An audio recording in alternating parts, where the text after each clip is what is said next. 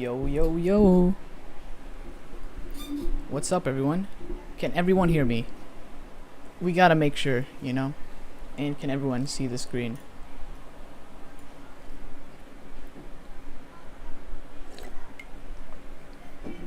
Yo. Okay. Perfect.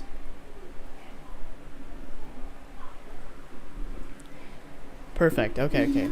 So, oh my god, we are already 79 freaking viewers. Holy moly. But yeah. Welcome everyone to the stream. It's another Friday. Last Friday, I took a little break and just ate some food and watched some movies. Just took a little break, but I am back and I'm freaking pumped for this one. It's gonna be pretty awesome. I'm actually just eating my dinner at the moment. Some spaghetti bolognese. It's pretty darn good. But yeah.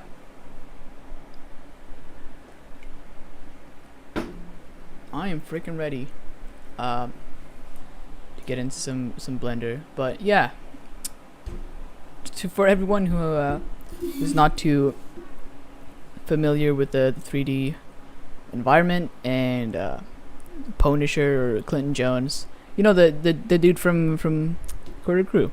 Yeah, he's doing this really big challenge for 3D artists where I'll bring the video up real quick. I mean, I assume most of y'all have probably already seen it. Come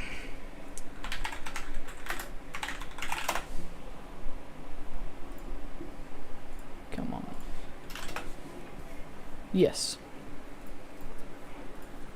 So basically, last year I think, we did this really big render contest where you get a 3D character with a pre-made animation, and you also get some sort of object. In this case, this was a mountain, and you could do whatever you wanted with those and switch them out and do all kinds of environments. It was really fun. I did not participate, but it seemed really fun. And this time, this is the project file, and a lot of people are participating, and I thought, that's gonna be really fun. I want to join.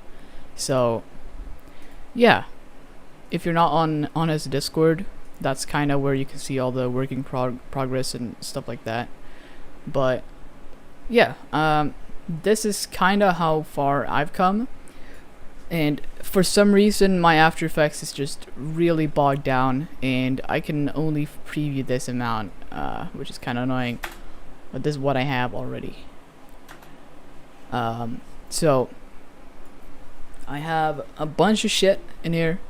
And it's kind. I just added in this little rat. I noticed how he looks a little janky, considering that the rain splashes are on top of him.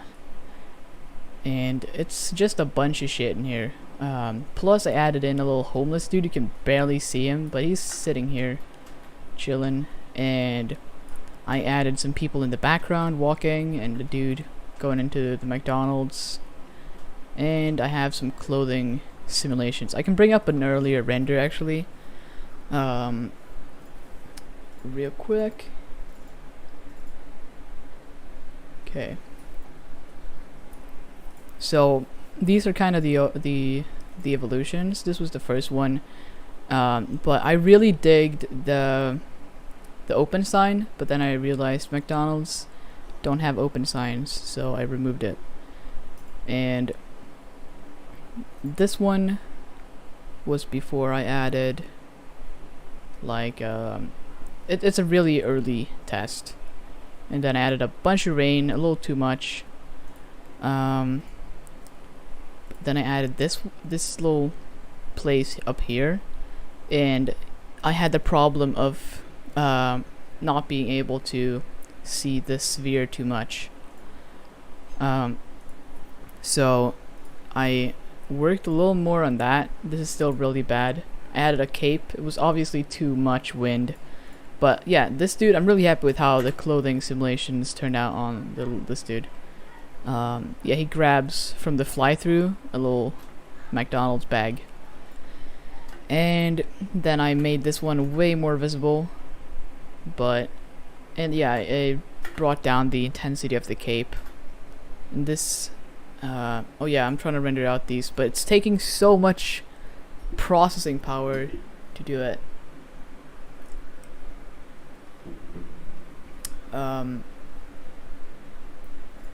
People are talking about this super chat. So I have not signed up for super chat. You need to do a bunch of shit for that. But a lot of people want me to get it, and I'm not complaining. But yeah, I don't have super chat. Like, it's in the description below.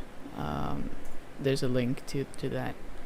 But yeah, I've been doing a lot of shit in After Effects, because this is the Blender render that came out of Blender, and this is after the post-processing and After Effects stuff. I'm getting a lot of questions, but Divyam Talk wonders, what do you think about Psychosex? So I have mixed feelings, probably, because it's really good. I made this whole project in Psychosex, so I was able to get really fast render times and develop the project really fast. But it's so buggy. I get glitch stuff every time. I can do anything and it will just bog down and it will be super annoying. I can bring up the file here in 3.00 alpha, and I can show y'all kind of the project file. But yeah, this render I have here, this one was from like 2 days ago, so I haven't really been able to render out my latest progress on the shot, and it didn't have any color grading, the one. But After Effects is so slow, at least in this project, considering I have so many effects and shit in here. Yeah, look how fast, or not fast, look how slow it is. So I can do a little breakdown of the comp here. So the first render is, yeah, this is the one out of Blender, and I have, wait, this shot, okay, yeah, these are the McDonald's bags I added in here that he's carrying, like the trash. I realize now that this mask is way too small, and I actually need to adjust it. But you can see how slow it is. I hate this. It's so slow. But I should probably animate like a mask path that goes from this one, and when it gets to the end, just going to move these like that so we can reveal the McDonald's bags. Yeah, basically what that is, that's an old render, but I accidentally hid them in the new one, so I had to bring them back. But then I have a little dude in the background. He's kind of hard to see right now, but if I would just solo him, he's a guy walking behind their robot. A lot of people are asking about the ropes. So they are just a clothing simulation on a single strand, like a single edge. So they are clothing bits. I can, yeah, with a skin modifier on them and a bunch of hook, like, so he's hooked to this one and to the elbows, not elbows but the shoulders. So I have the dude back there, and then I also have a mask for the dude using a mist pass. So it's when you take the mist pass out of Blender and you crank up the contrast to 0 to 1, and then you can use that as a luma mat. And I have some rain on the ground using Pwnisher's rain trick, like you just use a fractal noise and set it to overlay and animate it a little bit. I have some feet here using the rotoscope tool, and they are just there to kind of fix the feet kind of being overlapped by the rain. I have another guy. Yes, so this is that dude. If I can, he's like not even visible here, I think. Yeah, I added a bunch of fog. I tracked that in there. I added the mist pass. Okay, so a little more visible there. And I changed up the city in another thing. And you know what it's just a bunch of shit in here. And I have some fog on the roof there, so it looks like rain. And then I added some rain assets, like dripping down from the ceiling. I added some splashes to the ground.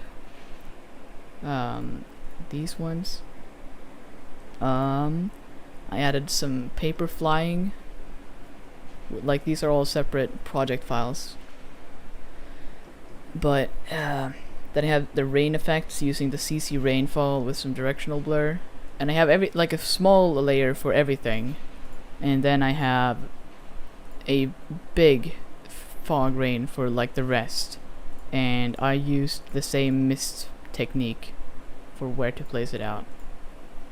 And then I have some blur with the screen blending mode, just to kind of fade out the shadows. And I have some smoke layers tracked into the scene, like if I would solo only that. It's kinda not even visible, but it's kinda like this stuff tracked in there. And I have some yeah, I rendered one comp with only the pillars. If I can bring that one up, probably not. But there are a bunch of things in the foreground of the shot, and oh, I gotta unhide the mist passes here. You don't want those visible in the render. It's one of these.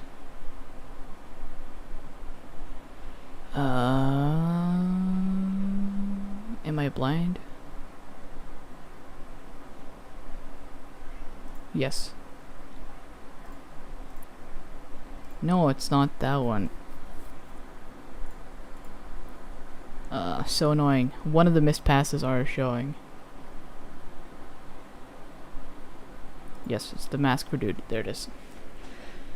Someone asks, how much RAM do you have? I have 64 gigabytes of RAM on here, and it's still really, really slow. Which is, like, I get it, it's a lot of effects, but come on, speed up a little bit. But how do I track it?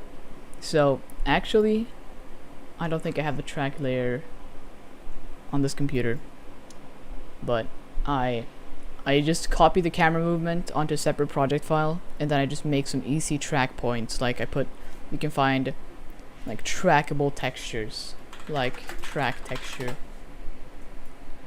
like the effects, this kind of stuff, and I just map that onto some basic geometry so I can track that, and then I delete the file later so I can just get the track stuff here. But it was really important to make the city in a separate file, because when I had the city in the same file using regular cycles, it took 50 minutes per frame to render, which was not okay. But when I moved that into separate file and rendered with Cycles X, it took 5 seconds per frame for only the city. And my average render time for this one was 30 seconds per frame using Cycles X. And this is not with color grading, so this is with the color grading on. My color grading is not too complex. I have some volumetrics, FL volumetrics. I have some film convert nitrate, some lumetri color, and some basic glow. And one thing I usually don't do, that is pushing in some magenta into the shadows. Like, I usually go a pretty like green vibe, but today I felt like pushing it to the magenta, and I'm really happy I did that because I am loving the look. So on today's stream, we will be trying to improve the shot a little bit, and I'm not done yet, so we have 20 days left on the competition, and I just want to go all out with this one. I mean, I'm really happy with how it's going so far, and I think I can just improve it further, just add more detail. But my main issue at the moment is that I cannot really work in After Effects. It's just so freaking slow. It's incredibly slow. Oh, this is the old one actually. But yeah. Where is the one? Okay, this is the one with color grading. Like if I hit play, can someone, like, is there some After Effects specialist in chat? Okay, this is really fast because I've already loaded this into RAM before. I think it kind of ends right here somewhere, and it just becomes, yeah, here it is. It just becomes so slow. It's literally faster to render in cycles.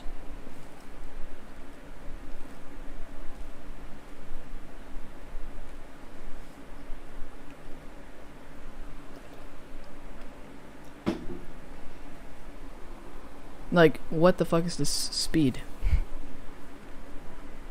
Like, yeah. It takes like 20 seconds per frame. And it's on a 3090.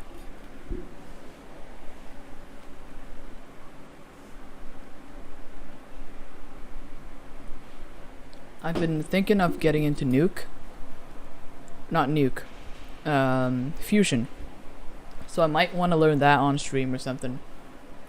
So, I mean, yeah, if you have any tips on how to, like, maybe speed this whole thing up, that'd be really appreciative. Or is it just normal to be this slow on, like, big comps? So, someone says enable GPU, and I've already done that, I'm, like, pretty sure. Wait, maybe that's in the project settings. Yeah, Mercury GPU acceleration. Is it not normal? Okay, great. It's not normal. I'm happy that it's not normal, because that means there's probably a fix to it. So if I set this to a quarter, it's almost slower. And I have restarted my computer countless times. I've restarted After Effects countless times. I have updated After Effects not countless times, but once this day. And I have tried almost everything. I have googled my ass off for this one.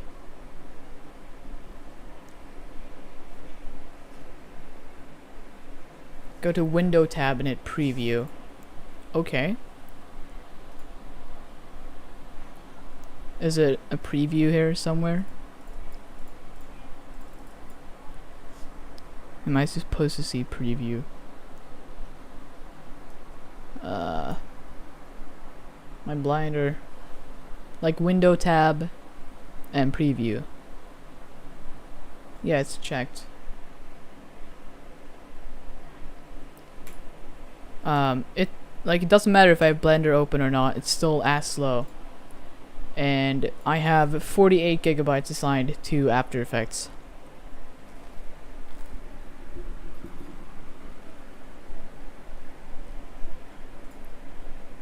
Should I unclick this?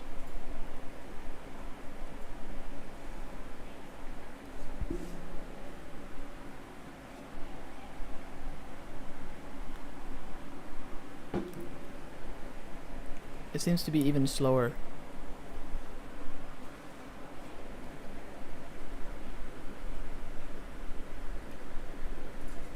But one thing that After Effects, oh yeah, someone asks what resolution.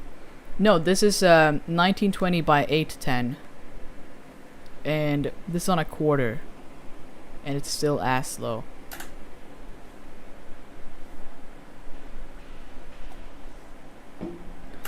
clear cache. Okay. Let's do it. I've done this once already today.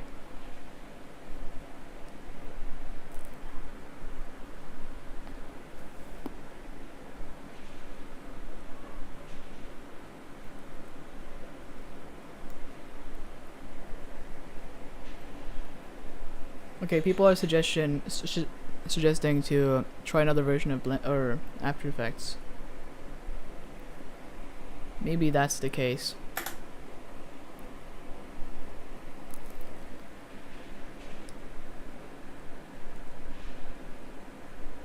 Nope. Still like foolishly slow.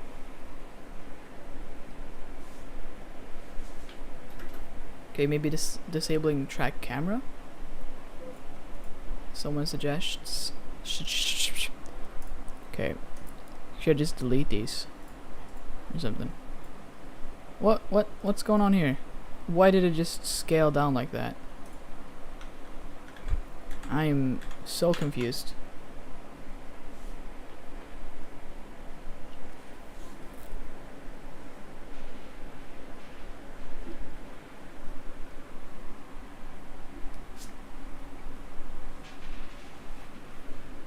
Okay. So disable 3D camera track. Could that be it? Nope. Try pre-comping everything. That's what I have done. Everything in here is a mess. But this is the pre-comp.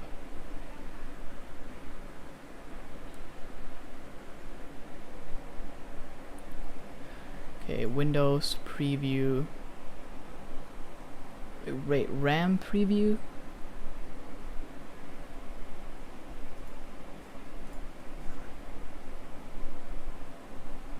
Is there a RAM preview somewhere? Or is it... Where should I find the preview?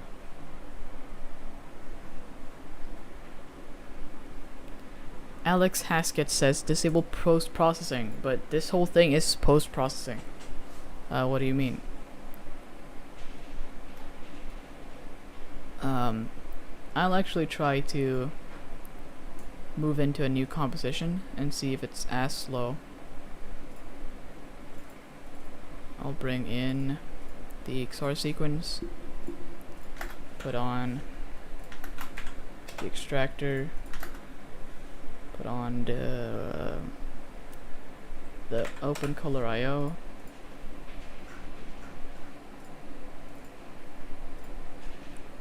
Okay, so yeah, look how slow this is. This cannot be normal in any way.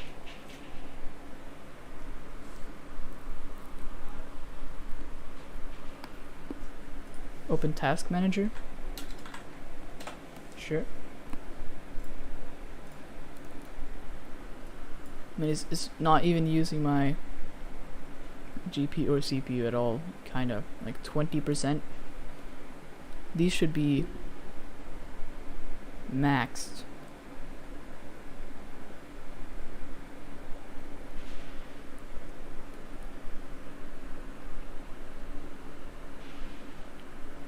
How would I go about solving this?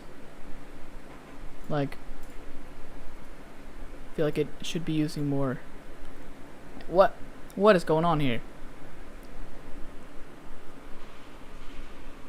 Like, this is a new project, completely new project with only one file and 2 effects on them.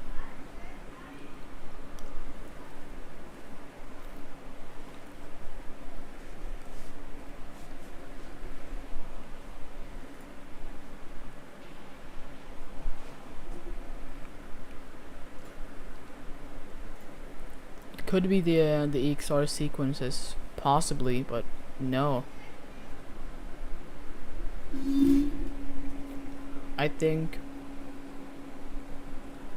I'll just open up like a PNG sequence from some project I have. Okay, I'll open up this one. delete the EXR. Oh, it's totally the EXR.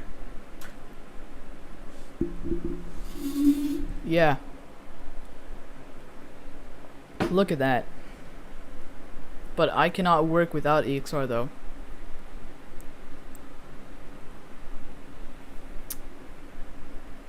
Ah.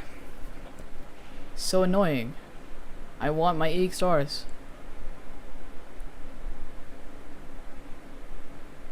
I want those. I need them EXRs. I mean, they take up a lot of space. Look at this. This is like the animation, the EXR like files. There's 66 gigabytes for only this project.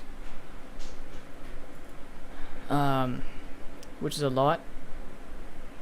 But wait, this one is PNG. Okay, I accidentally rendered a PNG sequence, so I'll try that one. See how that goes.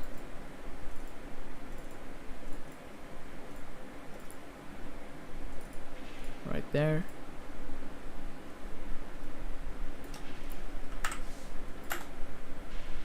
Okay, that's way faster. Let's play the EXR again. Yeah. There's not even with any effects on it.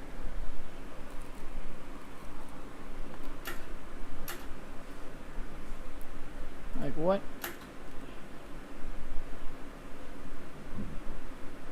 Okay. So After Effects is kinda sucky. And I want to learn how to use Fusion, because Fusion uses multi-core processing, and After Effects does not. So After Effects can only use one core in your CPU, and I think mine has 16 cores or like 12, and that'd be like 16 or 12 times fast.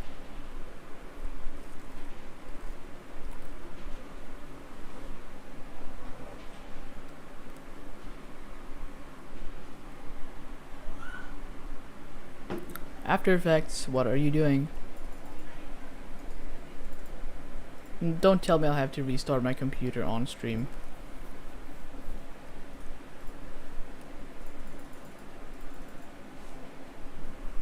That'd be so bad. Are you kidding me? I think I might need to. Oh, fuck's sake.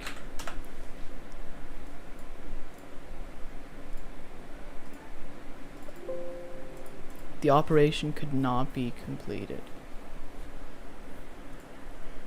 So if someone asks, what's the difference between EXR and PNG? So EXR files can store almost like any information at once. I'll just open it. Oh fuck. Okay. I think we might need to restart the computer. If I can't. Oh yes. Okay. Yes. Okay. Hell yeah. Hell yeah. Hell yeah. So I know a bit of Fusion. I like how to add nodes. That's basically all. So this will be interesting to say the least. But I think in like Fusion is the way to go. If you're gonna be using EXR formats. So I'll import my media. I think that's the background. So nope. Media out and media in. That's how you do it. So I think I want to drag in just this EXR sequence. Can I import this as a sequence, or will it load all the? Okay, great. And now EXRs are 32 bits. You can see how much faster DaVinci is already, but it looks like booty. And if I open this up in the Fusion comp, there's a way of fixing this. You just load the gamma to 2.2. That's all I think. Okay, great. So it's now the Blender comp. I mean, this is so much faster. So I think there's a way of splitting these into different script. Don't I have any scripts? What? Are you kidding me?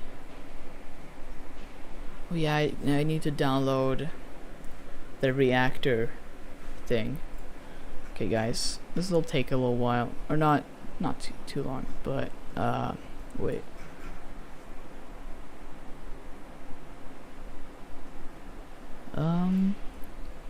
So basically I need to install a reactor, which is a big,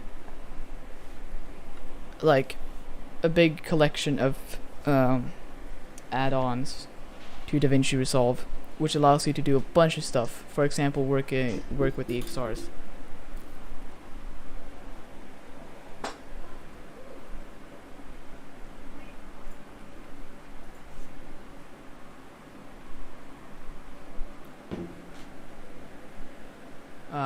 So while this is loading, I can answer some questions.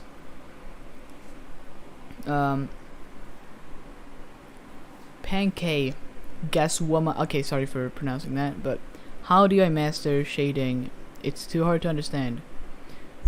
So I think shading is kind of like a language. I think everything is kind of like a language, and if you need to learn the language before you can write books, right?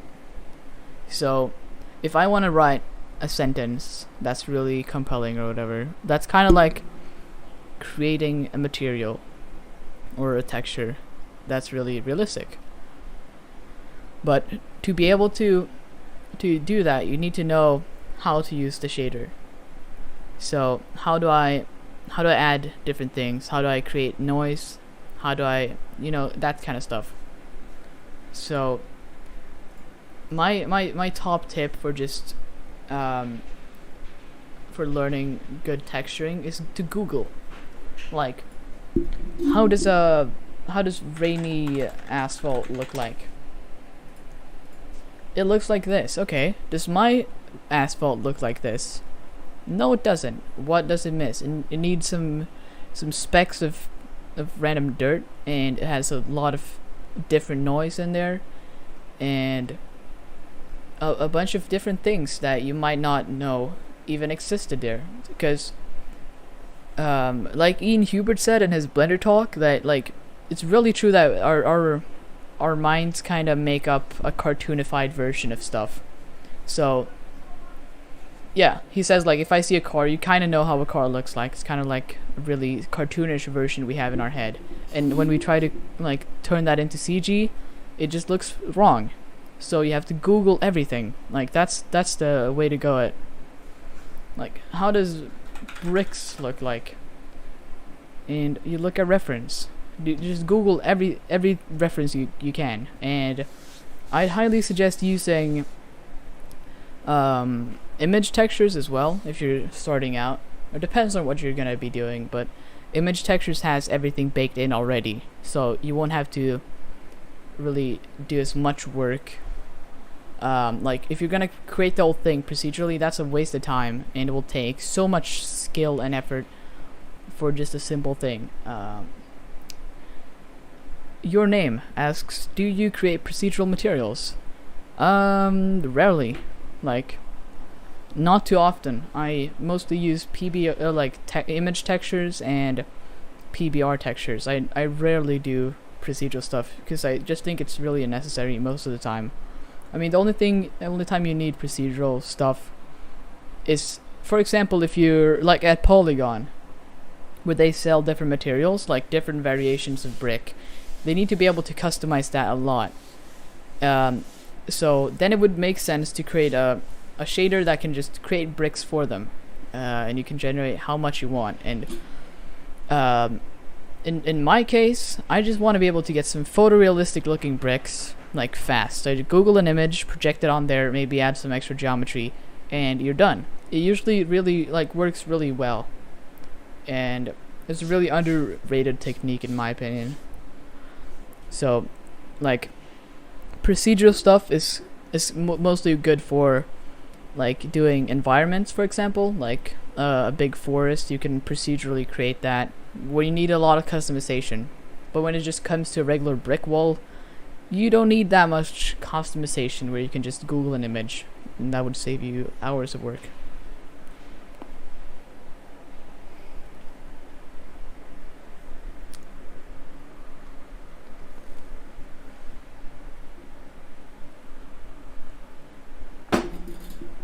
Let's see the reactor here. Oh, look at that.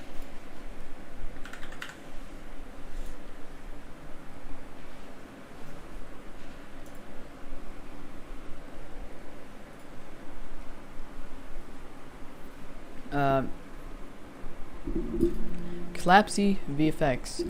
How do you learn Blender, UV mapping, and modeling? So, I mean, I just watch tutorials, my dude, and practice every day. That's the thing.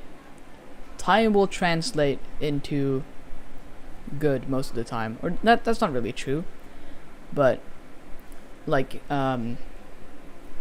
I don't really know. It's different, but if you put a specific amount of time into Blender or any skill at all for like every day, you'll learn it so fast.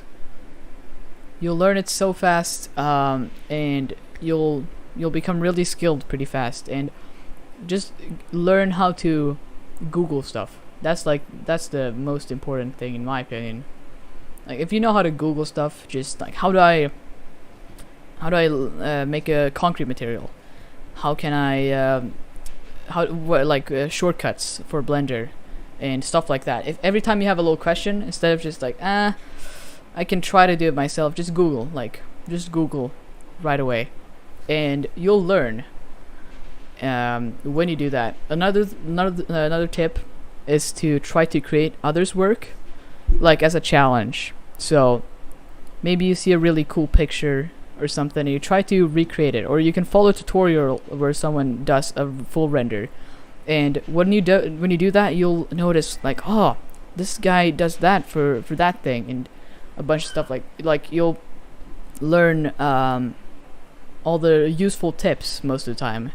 For example, I was a little into music before, like I was doing 3D, and I was not good in any way, but when I was trying to learn how to make like beats, I just googled like how to replicate rap beat, and I just like maybe some famous rap song, and I just follow like the step-by-step tutorial on how they lay out the hi-hats, how they do the bass, and a bunch of that stuff.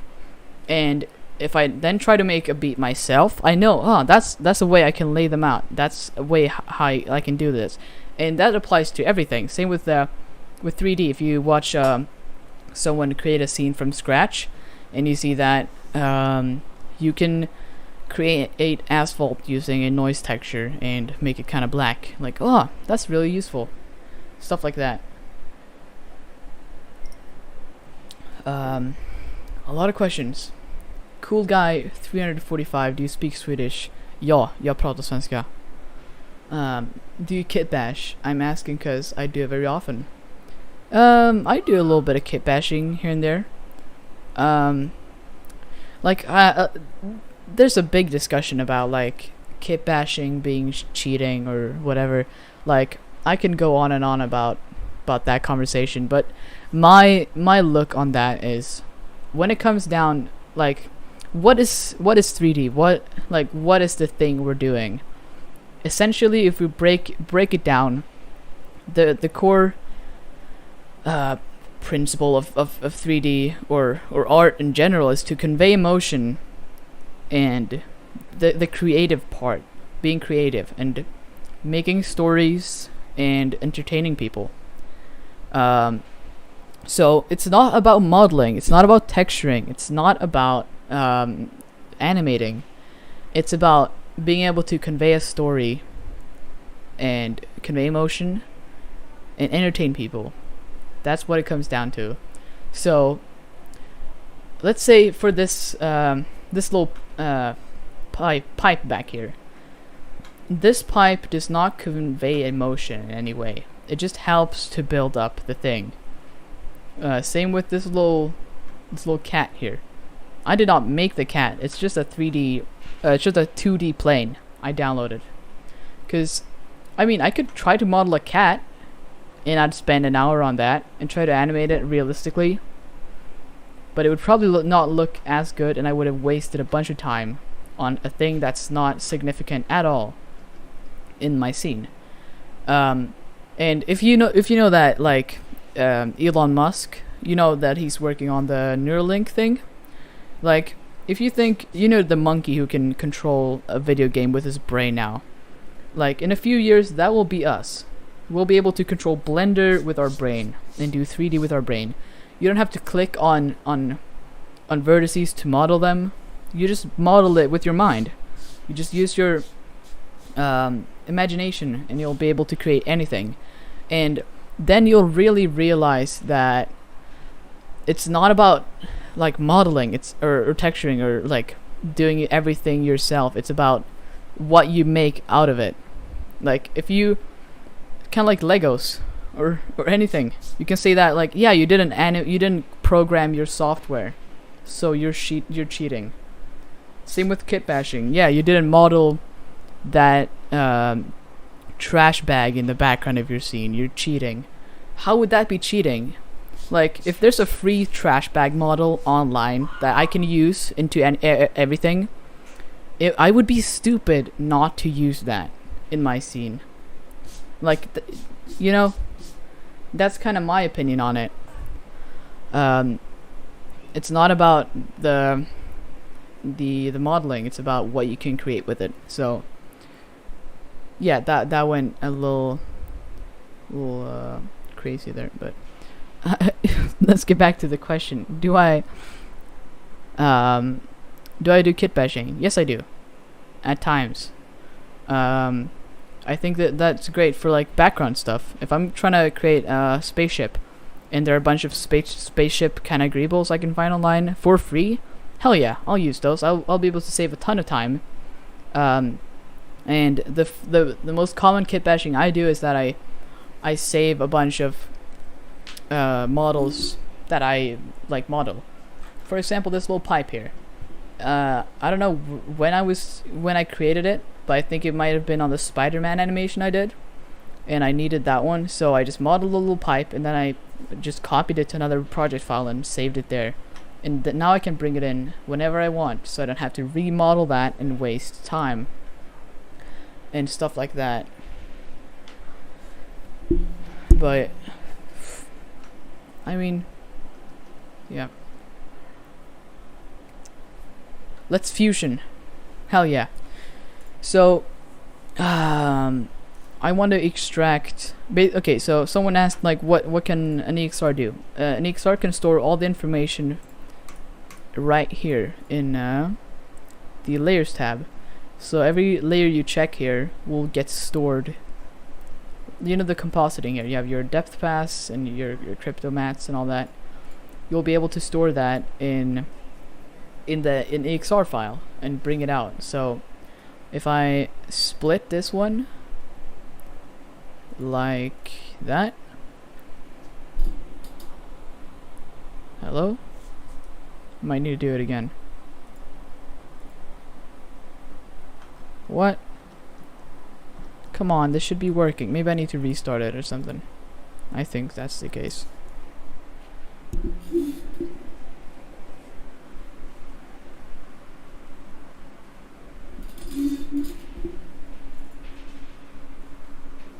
The sign glow, that's really true.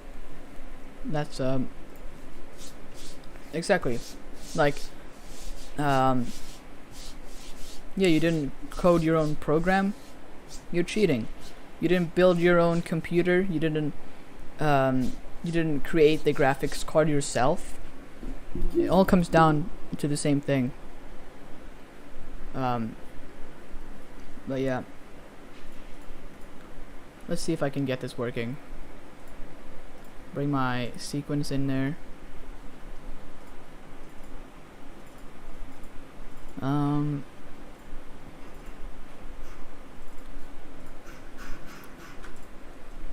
There we go. Nope.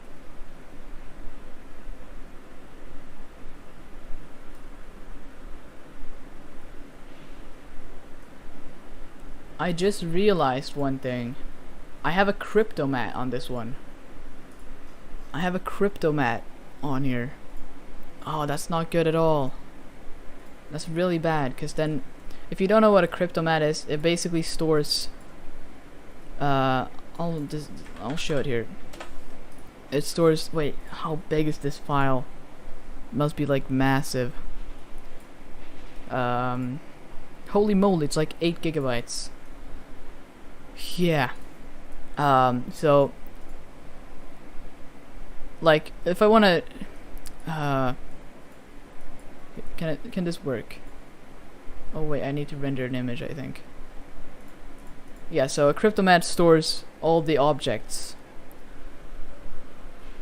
as their own mask. So, like, I have a million different objects in this one, and that means all of them has their own little code in the file stored. That's really bad. That's gonna take up a lot of computing power,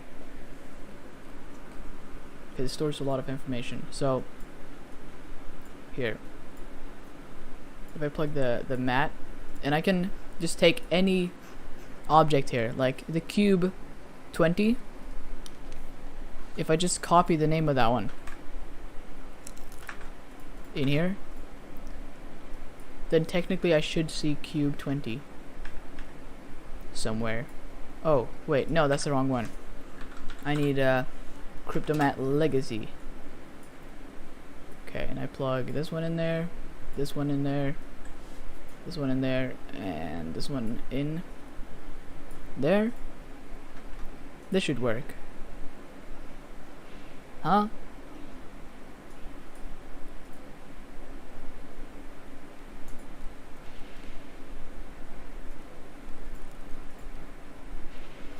I'm confused.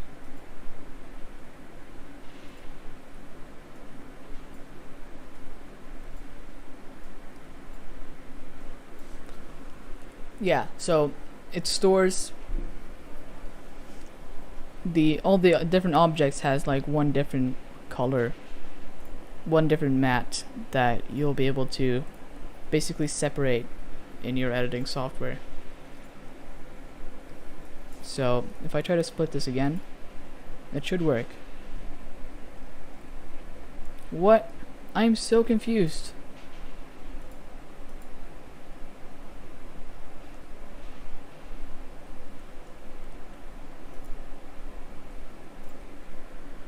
Why does nothing work today, bro?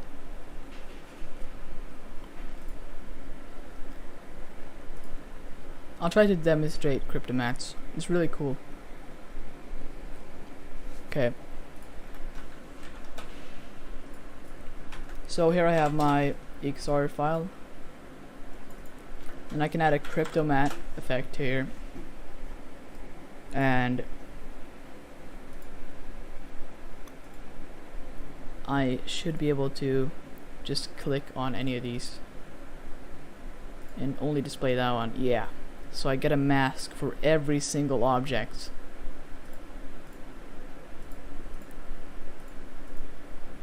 Which is not too good,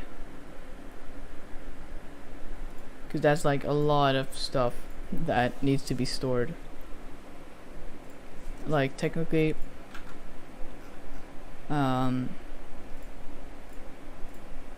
matted colors or something like that. You can get a mask for anything here, which is useful. Oh yeah, here it is. Look at that. I get like masks for every single thing. But maybe I need to have this before this stuff. Maybe. So confused.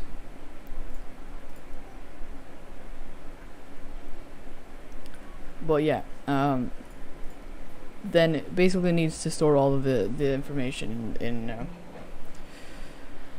the project, in the extractor file or the XR file. So then it will take up a lot of information, I think, a lot of space.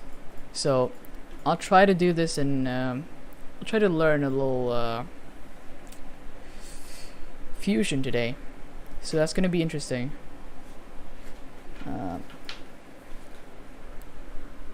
But who knows? Can you talk a little about color spaces? I'm a little confused. Oh, I am confused as well. I have no idea. Like, it's so complex. Color spaces and all that. But basically, I mean, I don't feel qualified even talking about this. But yeah, I'm probably as confused as you are. But RGB or sRGB is like the default color space that Blender uses in a lot of like default monitors and iPhones and all that. But it can only store a certain amount of colors, while other formats like ACES or EXR files or like Filmic in Blender, they can store a lot more colors. But the confusing stuff about this is one color in ACES might be a totally other color in sRGB, so you have to convert them, and it's really confusing. There are only a few people that actually know like a lot about this, but I'm trying to get this script to work and it doesn't. Like, what?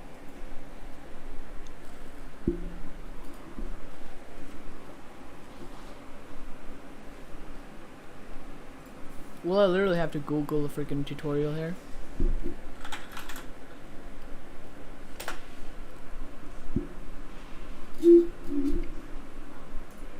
Okay. That's how it is now. All you need to do is type in loader, and this is going to load your EXR file, click onto specific node. So we're gonna need a loader. Maybe not immediate. Oh wait, that's for the standalone, right? I think that's the standalone version. No, it's not. Okay. So this is how you do it. You add a loader, and let's navigate to our stuff. Just add this to my favorites. Sorry for the immense jank that will be today's stream, but it's always fun learning, I guess. So, I'm loading my animation. Open. Real-time learning, baby. Yeah. Alex Heskett wonders, we doing weekly challenge stuff today? Yes, so I'll be announcing the winners of the stream in like a few hours. So yeah, I haven't actually watched or seen any of them yet, and I'm really pumped. So I have our loader here. Oh, I gotta fix the key bindings. When I hate this. Is anyone like familiar with Fusion in here? That'd be helpful. But like, I want to get those Blender keybinds in there. Because if I scroll, I need to use Control Scroll, I think. And when I hit the control or like the scroll wheel once, it just shifts to the side. So weird. So then I need a do I need a media output? I think I need a media output. I'm not sure. And then I add I split this layer, right? Split. Yes, okay, it's working. Great. So basically, oh, it's so annoying. We're like navigating here. Can I zoom?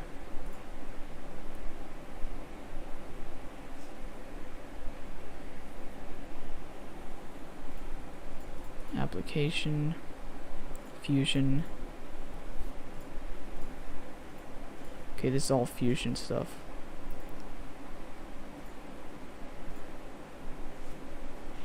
Like what? Where are the oh, it's these fusion settings. Okay, fusion settings. Yes, okay. User interface, and I don't want to hit control.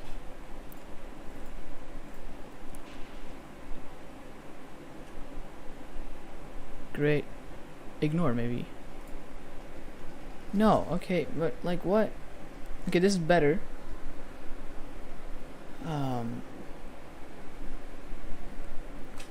Someone suggests that I try out Nuke non-commercial.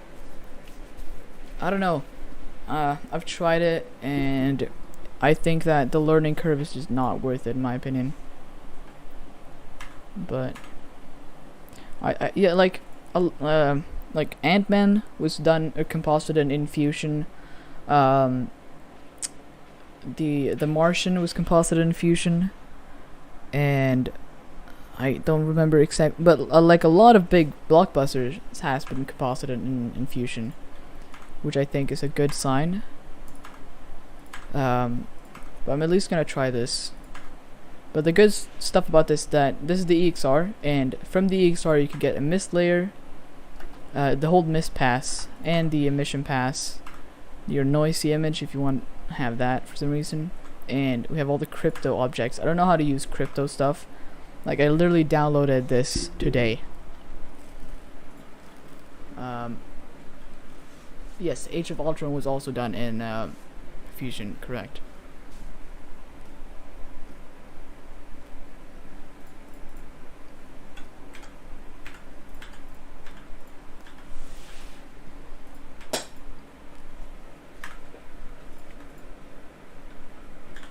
So,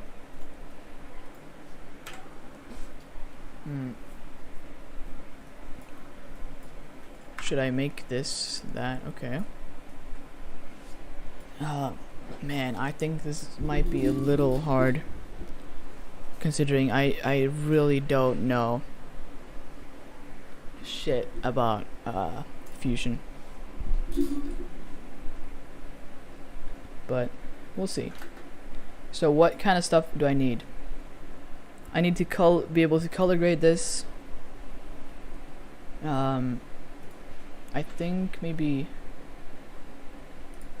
do I not have? Okay, I have all the effects. Great.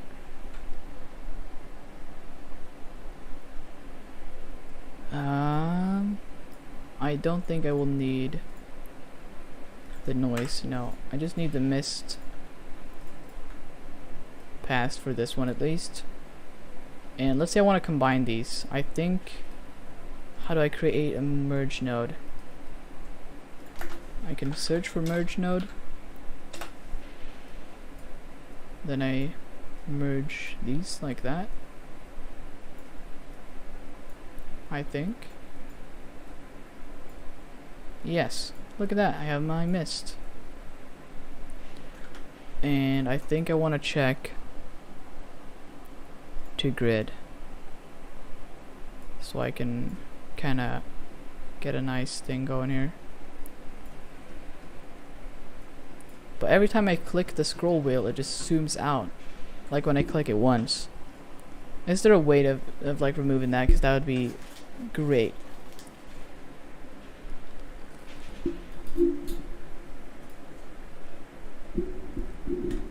Oh.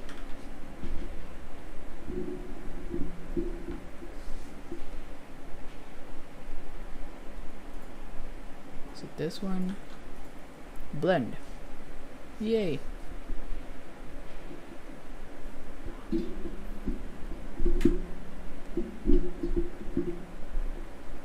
So, let's say I want to change the color of my mist.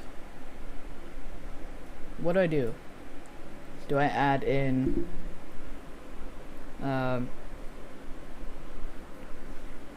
a color node or something like that? Color corrector. Yes. Should I not be able to change the... why is nothing happening here? Like, why is nothing happening here? Shouldn't this get affected? Shouldn't this one get affected? What? Ah, this is gonna be impossible, guys. I probably need like a freaking crash course on this. Should I not be able to like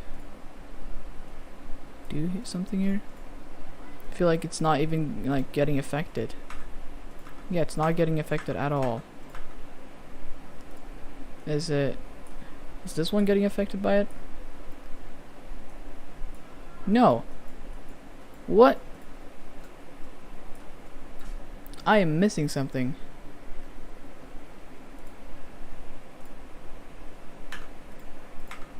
Like if I try it here, still the same issue. The color correction don't work. Maybe I need to plug in. Oh wait. Okay. I need to plug it in here, but that still wouldn't explain why it wouldn't work before. Nope, still doesn't work. Can I plug it into this one? Can it? Nope. Can I plug this one in there? Nope. Yo, something happened. Yes. What did I do? Was it just plugged into the wrong one or something? Like, I'm seriously confused.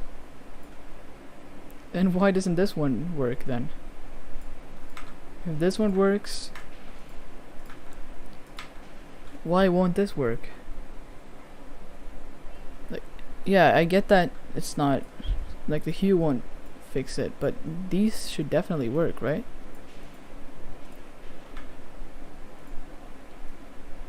Yeah, this works. Can do some adjustments here, but not on this one. Wait. Oh! Is this supposed to be the one plugged in? No, it's not. Never mind.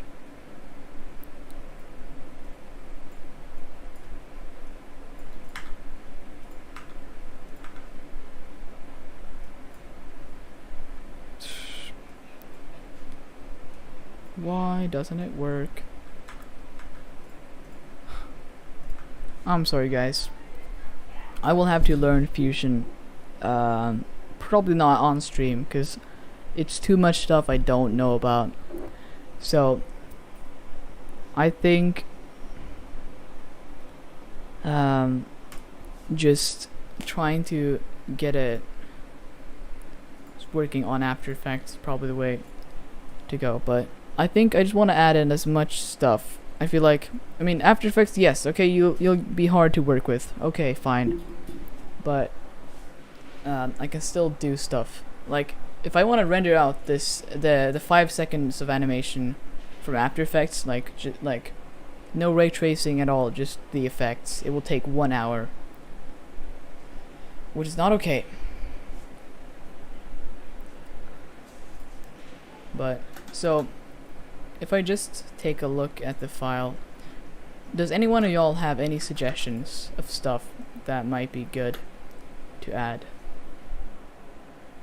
So I have a little homeless dude here, got a rat, yeah, the dude walking in here to the McDonald's.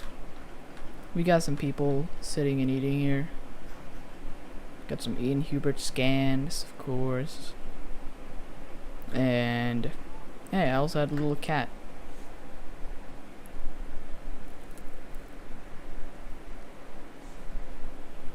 Leaves floating in the wind. Yeah, that's a pretty good idea. I think I'm gonna make a Google Docs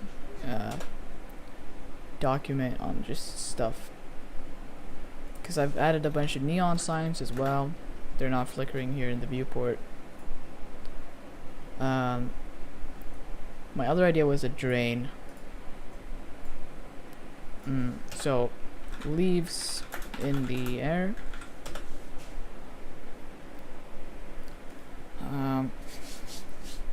Take a look here. Oh no, what did I do? Of course it's... Sorry guys.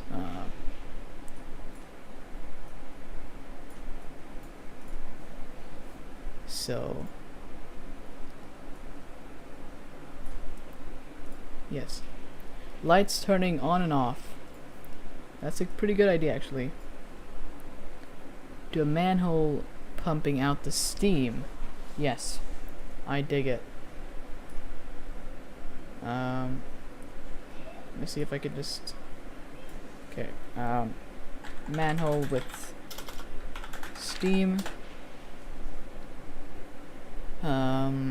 Maybe a flyer that flies close to the camera and the video slows down for a bit at the looking for this man.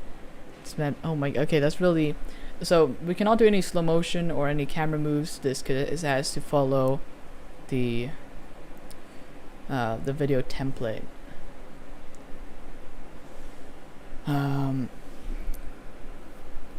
Something like trash flying by or a plastic bag. Okay, I could do a plastic bag.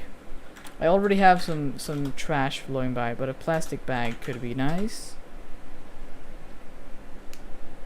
Would add more contact shadow.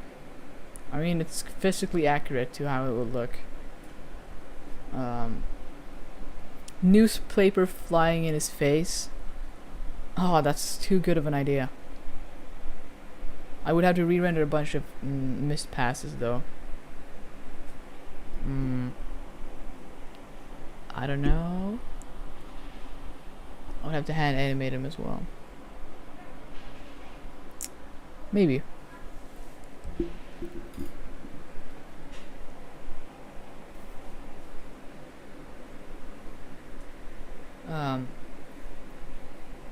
Maybe some... Maybe add some stuff up here. Just deck out everything. This area looks a little flat in my opinion. Maybe add some docking poles or some...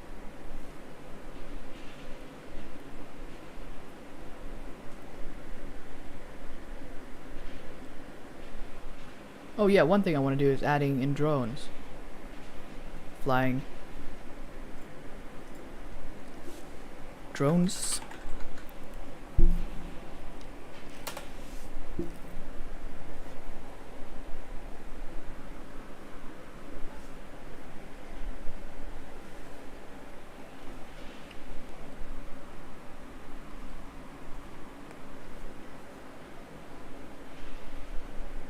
A robbery in the corner. Yeah, that'd be pretty intense. Police drone maybe. Yeah, I do like police drone. Put some Easter eggs, okay.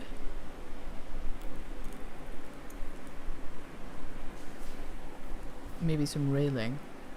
Yeah. I probably want to add in some police drones. I want to fix the contact shadow for the rat. Shadow for the rat. So in After Effects, I mean the rat does work here, but in After Effects, I masked out the rat but not the shadow, so he basically has no shadow in the render.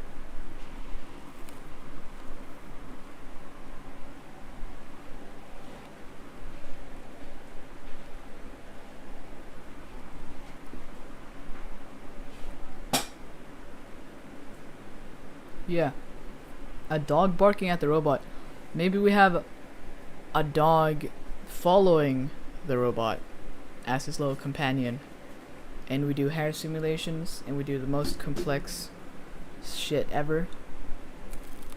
That could be pretty fun. I've never done like animals ever. Clothes hanging on the line. That's a good idea, Alex.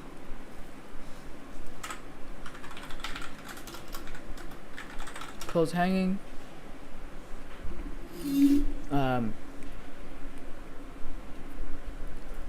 Police drone. Maybe a dog following.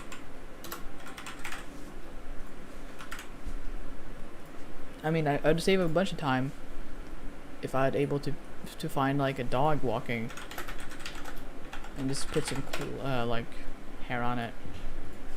3D model.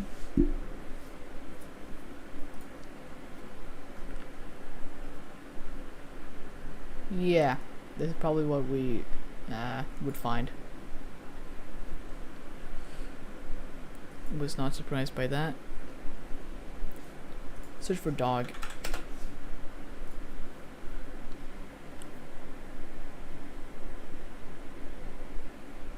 This is a pretty. Oh, this one is pretty good. Zombie dog. Oh fuck no.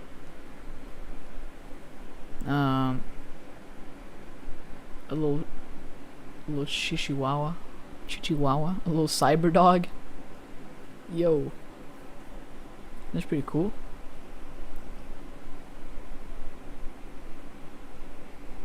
A little mini dog. I mean, it will be pretty obscured in the render. Like, it will be really dark. This one looks good, but it's paid.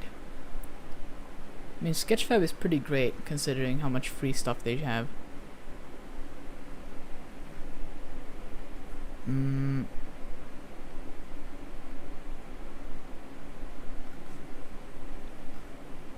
Would have to rig it though.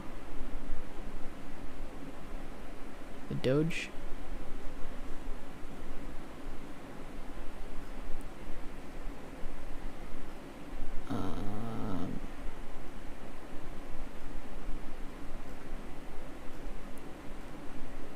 Or we could just take a really low poly one and shade it smooth and add a bunch of fur to it.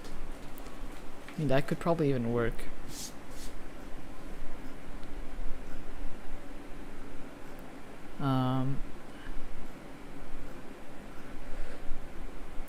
I'll go back up if it was not anything here. Okay, because I think we found something pretty cool up here. What did I do? Okay. Okay, either the mech dog or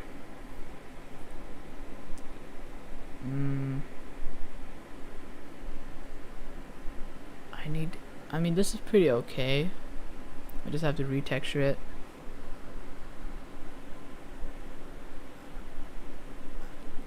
This one looks really solid.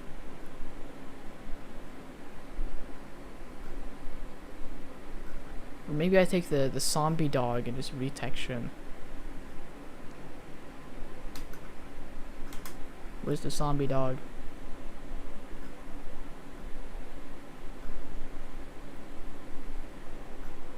Did I miss it? I think this one is probably our best bet at the moment. Or Cyber Doge. Oh yeah, this one. Yeah, zombie dog. Because we can just retexture this. Okay, zombie dog it is.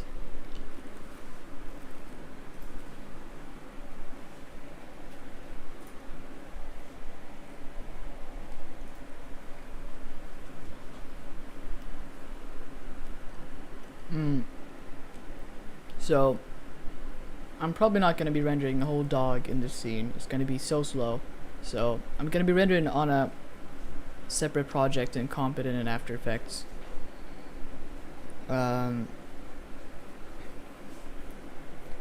So, what I need is probably not the robot. I need the ground, and I'll need the lighting. So, let's do that. I'll take the sign. I'll take all of the lights.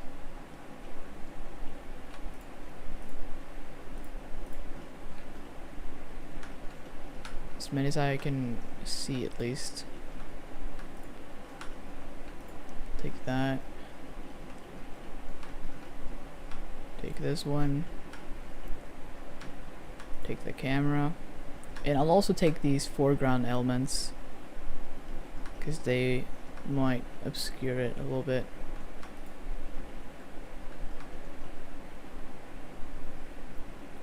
What else?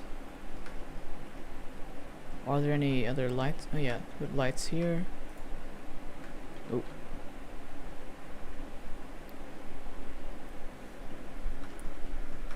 Take them. Take these as well.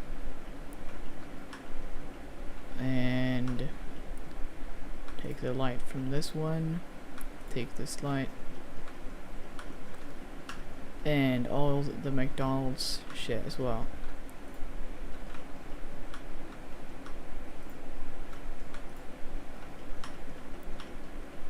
Okay. Pretty good. I think that's enough. Oh, I need this one as well. Or wait, what is that? That's not even a texture.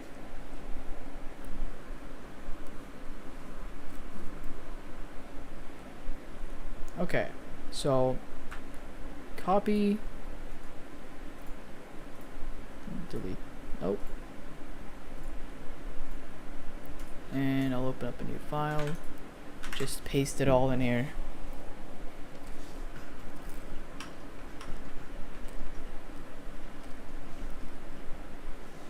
Yep, look at that.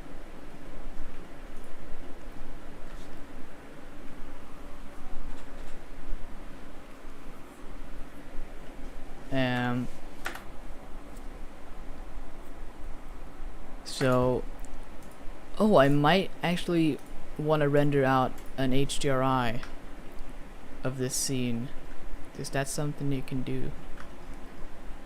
Yeah, I'm gonna do that. I'm gonna try to. So I'm gonna put a camera down here, and I'm gonna set it to panoramic, fisheye equidistant or whatever, set to 360, and oh, and I gotta make this the default camera.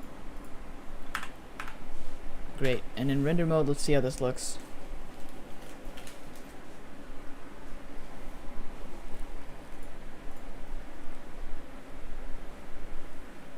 Yo, is that the correct thing? I don't think so. I think it's equisolid. No, equirectangular. That's the one.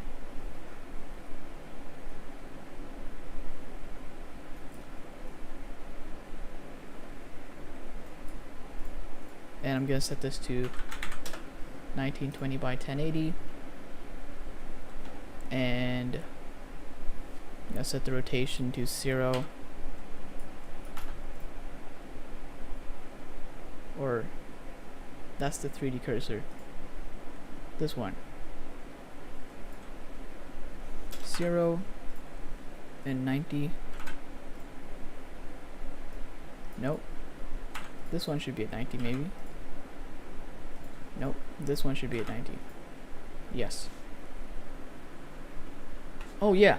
Low poly lo-fi music shall be turned on.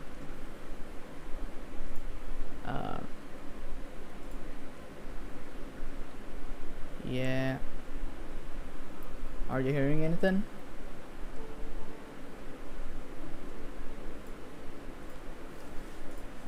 Oh yeah. Are you not? You gotta be kidding me.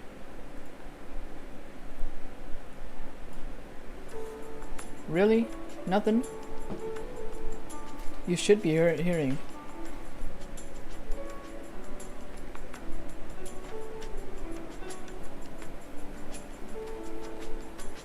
Okay, great.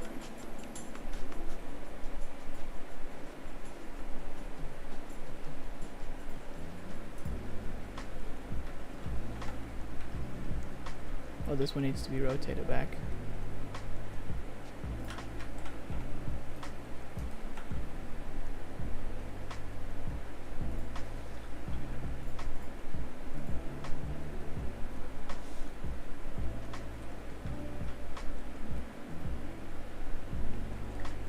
So I just need to capture a bunch of different exposures here, right?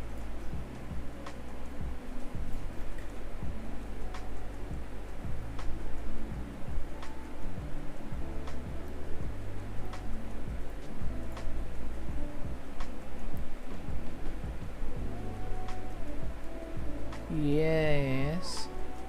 Great. So gonna render one of these out.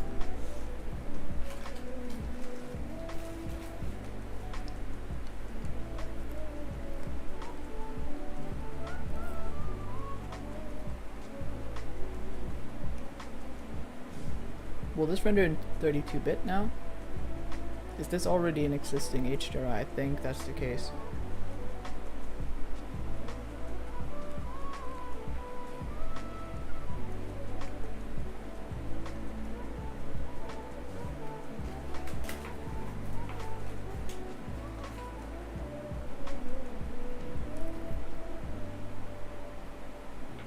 Okay. And I'm gonna save this out as, yeah, it's an XR, great.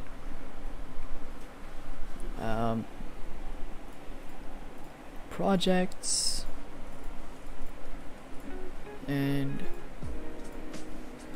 HDRI, and I'll open this up here as the HDRI.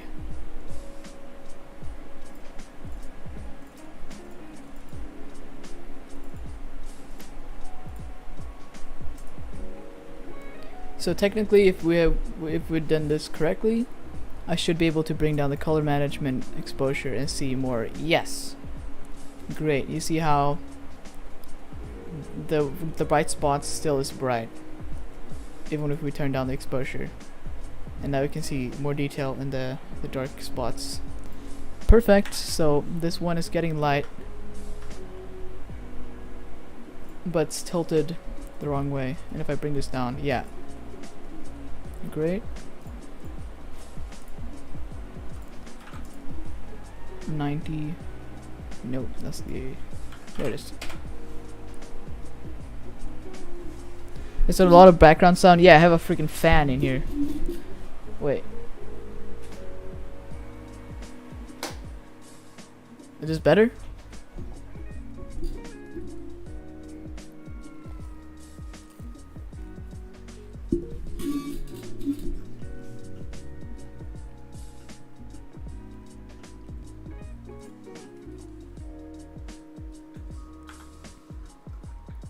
And I'm gonna make the HDRI transparent. It's time for the dog, man. File import.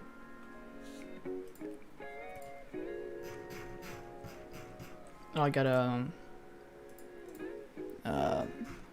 unpack it, right? I'm gonna bring down the lo-fi a little bit.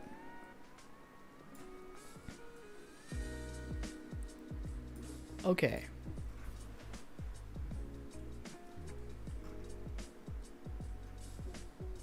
Okay, zombie dog. Where are you?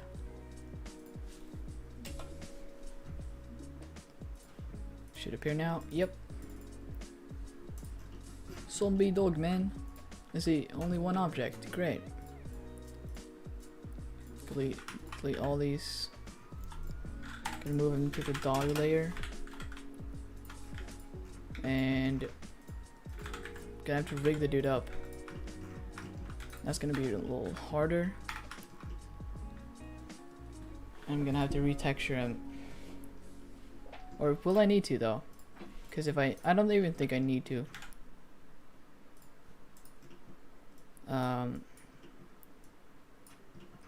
Bring down the specular a little bit. Add a hue and saturation in here. switch the hue down a little bit. Wait, why is nothing happening? Oh, it's the mission? Ugh, no mission today, bruh. Bring up the light so we can see it a little better. Oh, that's a lot. And I'm gonna make it more brownish, you know? And we want no metallic. Why does it look so shiny? Just gonna plug this into the bump to get some sort of detail. Great. So, someone is asking, what are we doing? Max, you just came back. No, we decided to add in a dog to the scene, like a little companion walking right here. So that's what we're doing at the moment, trying to figure that out.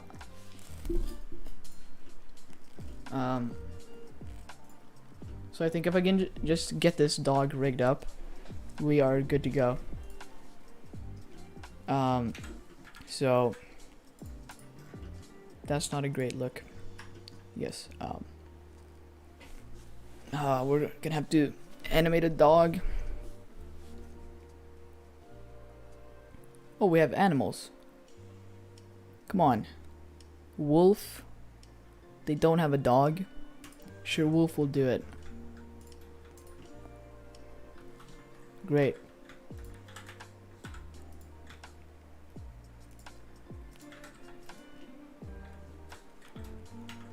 Gotta rotate the dude.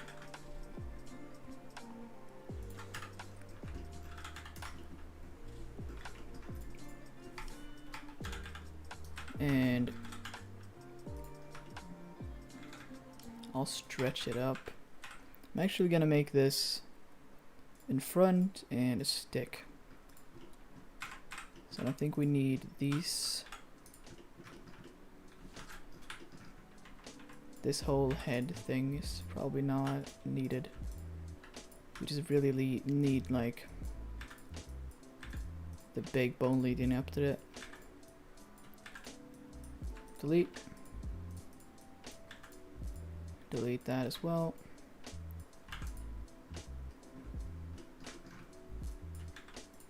Don't need it.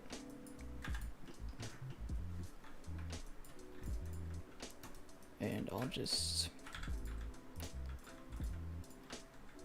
pull these up here. Maybe I could even plug this into Miximo, I don't know.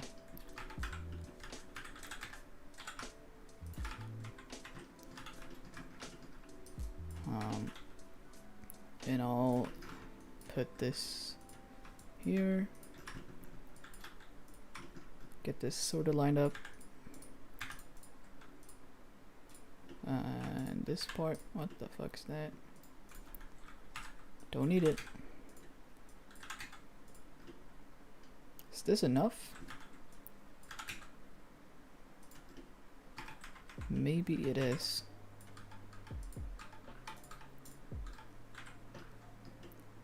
I find it very hard that it will just work.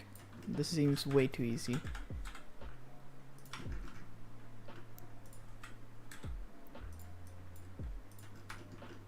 Hopefully I won't have to do any weight painting, because that's a pain. Okay, and put this in. Okay, let's see if this works. Just gonna select that one and Control P. Please tell me it worked. Yes, ish, but we don't need that piece here. Like, okay, they're different sections. They're not really connected, are they?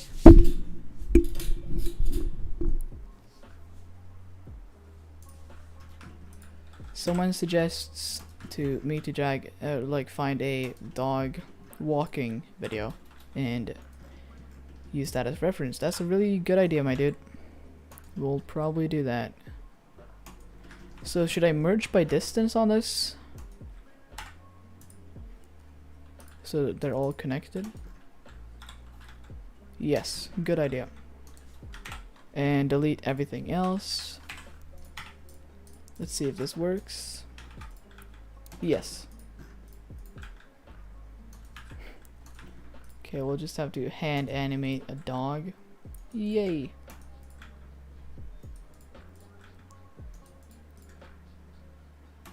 But we got him rigged up, so that's good. Also enable auto IK. Oh, Shrek. Sorry, man. Like, Bangimation. I always forget that Bangimation is you and not Shrek. Because I'm used to freaking Shrek, dude. You should change your account name. No.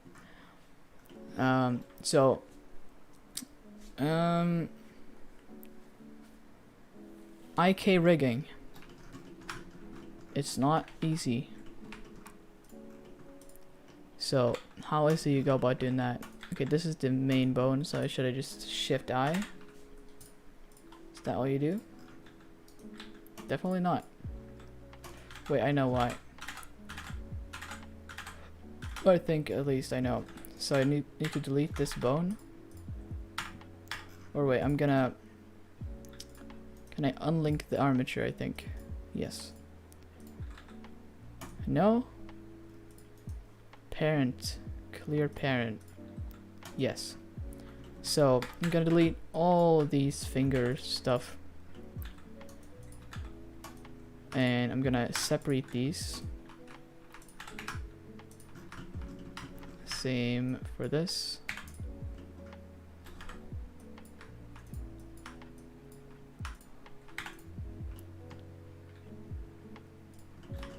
And I'm gonna separate this one. Move it there as well.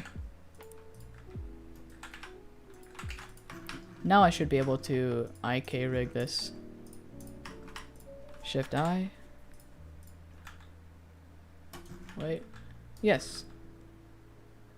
Something is happening at least. Why are these so stiff though? I think... Okay, I hate IK rigging. Yeah, everything is parented to one area. Like the backbone here, this one. Everything's spinning around here. Oh, that's pretty cool though. Like, looks so rough.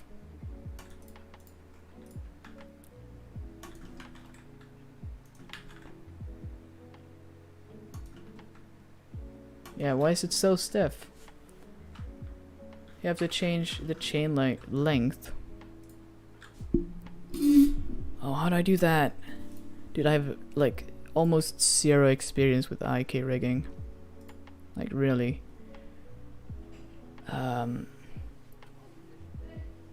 Set up the IK chain. Dude, I always have to learn something new in these streams. Bone constraints, okay. Should there be some link here? Or is this the wrong one? This is the bone constraints. This is bone properties. Or... yeah, these are the bone constraints. This one, the yellow one?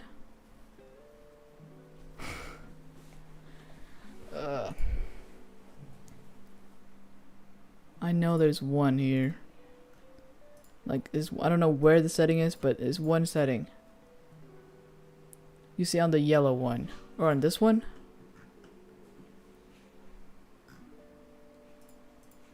Oh, here. Chain length, yes. Thank you. This is the yellow one. And... this is one chain link? Yes, thank you, dude. Oh, that's really helpful. Thanks a ton. And I set this to 3. Hell yeah. Then bone constraint.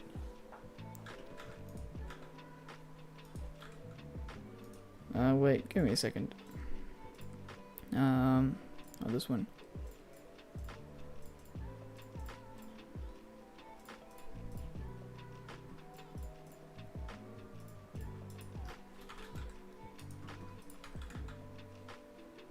Maybe I should make these a little longer, actually. Maybe not. We'll see. I'm gonna parent it up again. See how it looks.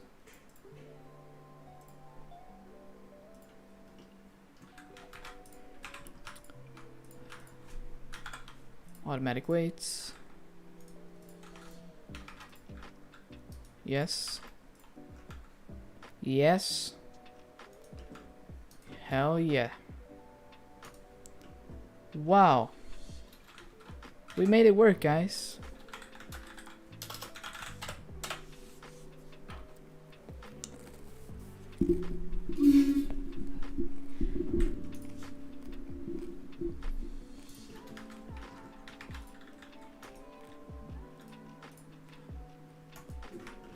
Should I IK?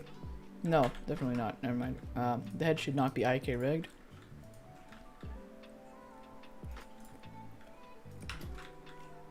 Oh my god.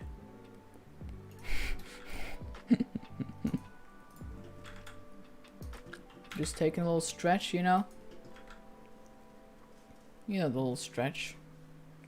Yeah.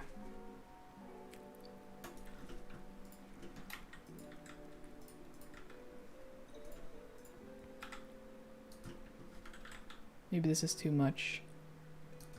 I feel like it has too many constraints, or like the chain link is a little too much. Yeah, he's a stretchy boy. Okay, let's try to animate this. So, dog walking reference.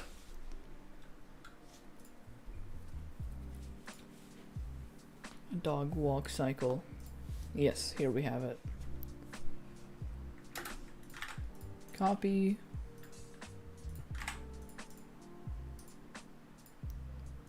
Great. And I'm gonna throw it in as an image plane. Great. And this is where it starts, right?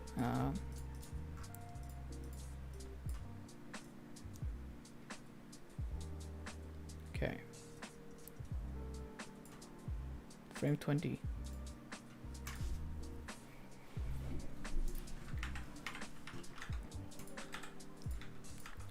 Gonna try to match the proportions roughly.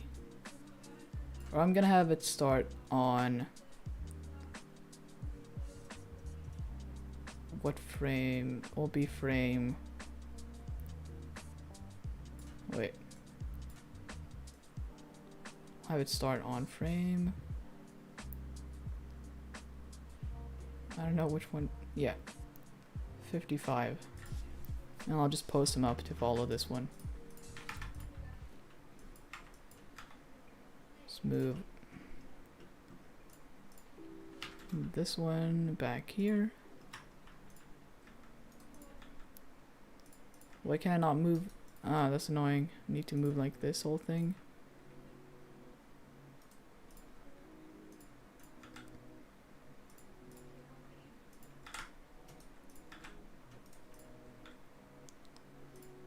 Have to kind of roughly line it up at least. And the back.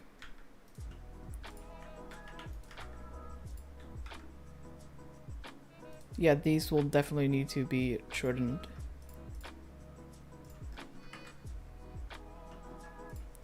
Back will go there.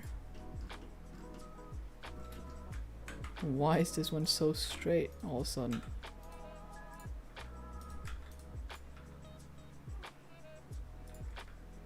Oh yeah, it's supposed to not be 100%, right?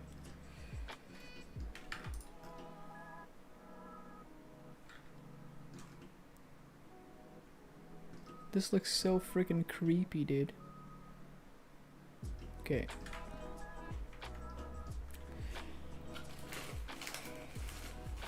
Set controllers with deform unchecked.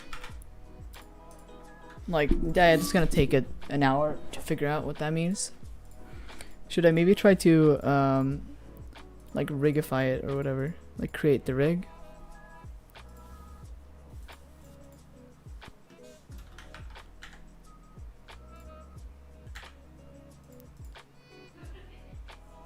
Somewhere here.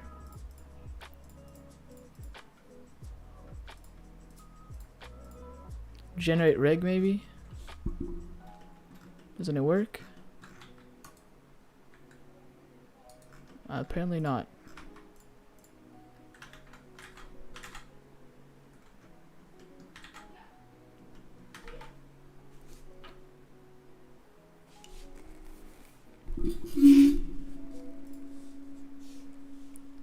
Huh. Wait, spine. The spine must be chained to more than something something. What? What does that mean?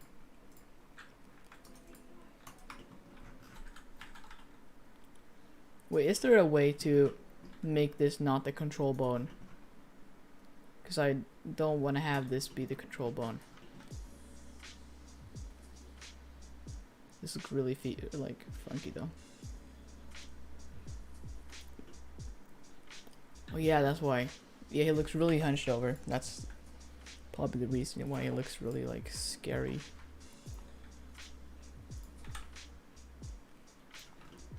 Yeah, now he looks way more like way friendlier.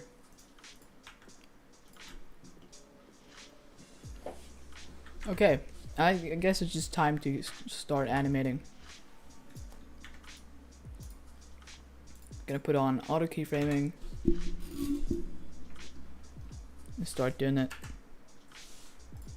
So this one will go here. This one will go here. This one will go there. This one will kind of stay the same, right? Yep.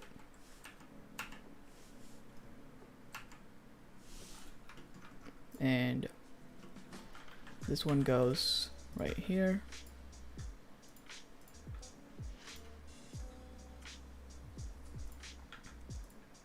And now this one's supposed to push forward. Why ain't it pushing forward? Oh, like that. Yes.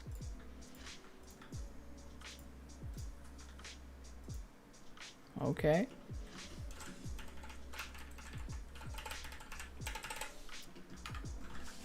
And then we can just loop it afterwards, I guess. Just doing that. Pulling that up. Curving that in.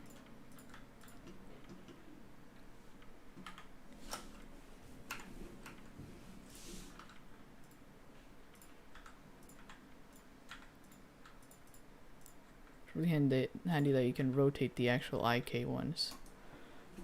That gives you a lot of control. Oh, just pull this in there.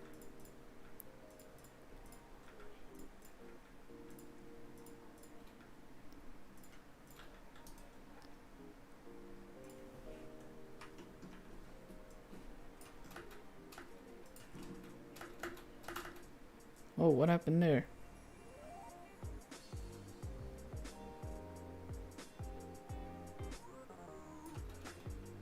I feel like it just jitters. Wait, did I animate the wrong bone? Yes, I did. Oh, fuck's sake. I knew that this would happen. I was certain. You see that? That's the wrong one. It looks like he's like doing the wave dance or some shit like that. So this is where it goes wrong.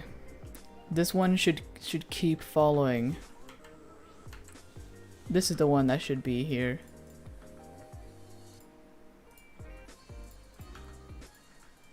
Yeah. Wow. I'm glad I figured that out now.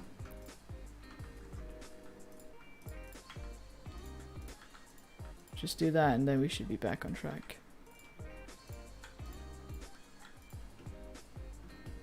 Sure. Yeah. And then I'll do like the body hunching and all that. Oh wow. It's gonna take a while.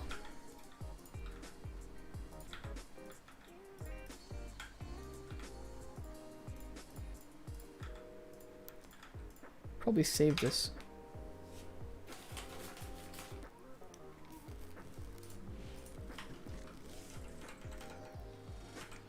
Now I'm not even thinking about the back bones, back legs.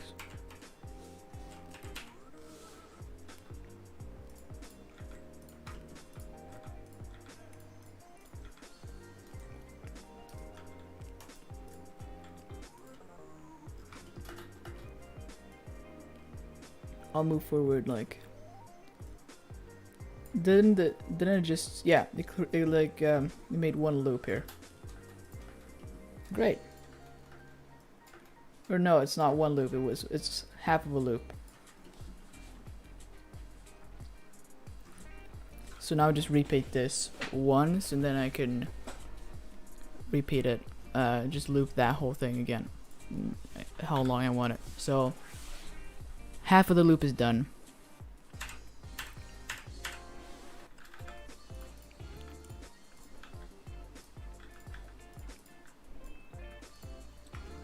Do that. Move this one back. Just make sure it's the right one. Yes.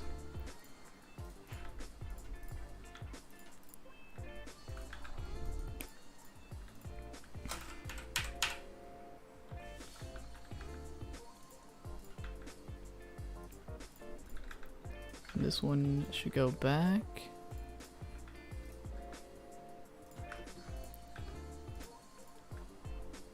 Oh, these are supposed to be like the same.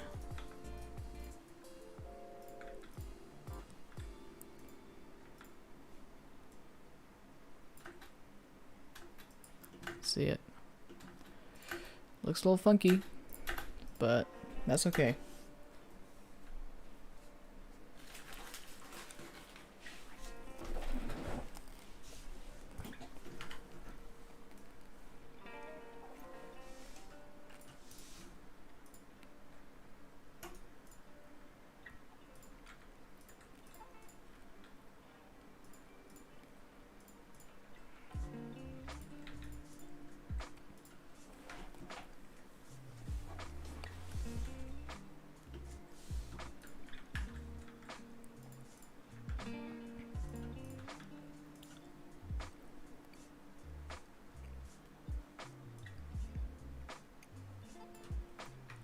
Okay, it's almost done with the whole loop. Just need a few more frames here.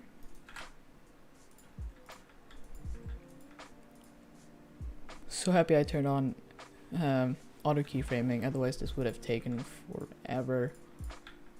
Like hitting the keyframe button all the time.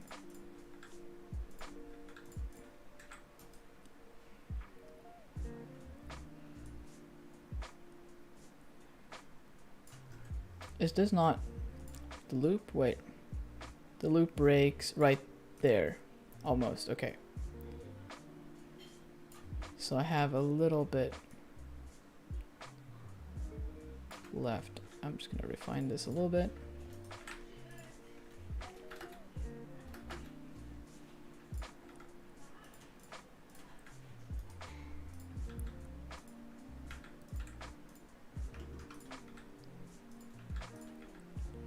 Rotate this back, pull it in here.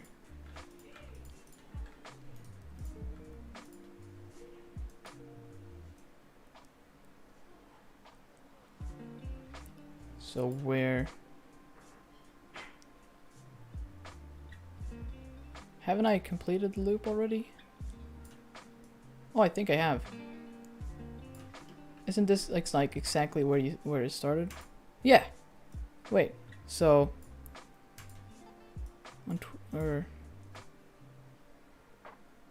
on 21? No, on 28. Or 29. Yes, 29 is the thing. So, I'm just gonna add a keyframe here. Delete everything else. So, now I can just loop this. Probably save.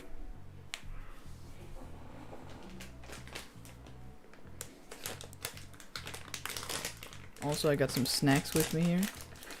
Be nice. Okay. So, we should be able to use the graph editor. Wait. Or just copy these, really. Almost. Because one of yeah, the bone kind of glitches there.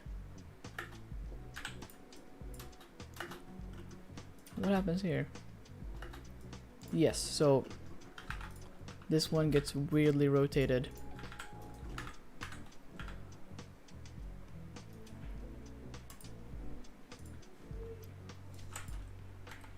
I think I should probably be able to just copy this over here.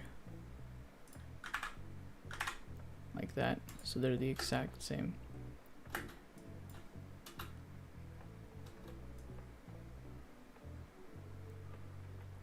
Ooh, this looks funky. Delete the keyframe maybe.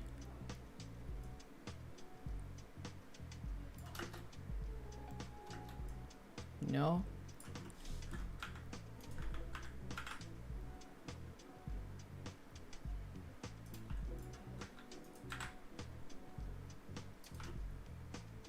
What's happening there? I think it won't really matter too much though.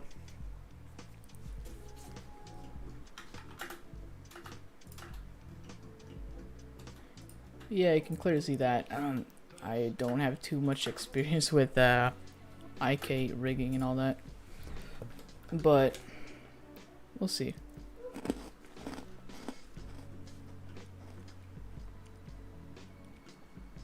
So I want to animate the body as well a little bit.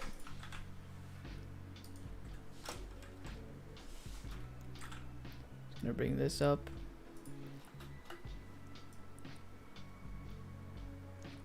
Wait, it should go up a little bit, like that. And then down a little bit. And back. You kind of repeat this.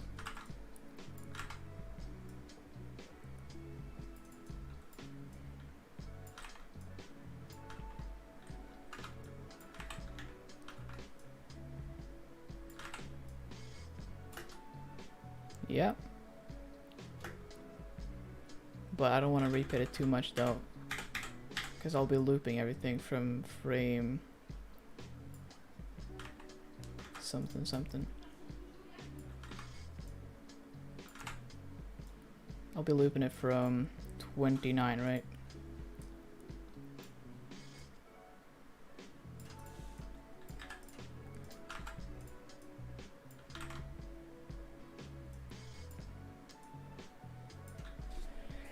Yeah.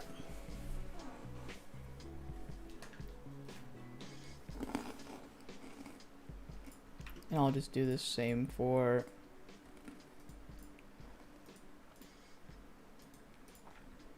the head a little bit. It doesn't have to line up exactly with this model we have right here.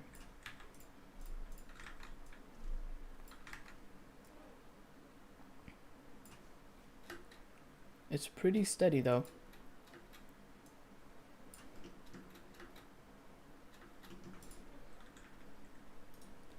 Maybe this one should. Okay, so yeah, I see this part kind of goes up and down. So we should go up here, and down here, and up here, and down there. Yeah. I mean, this is what I hate about character animation, is that it just takes so much time. Gotta do them one by one, man.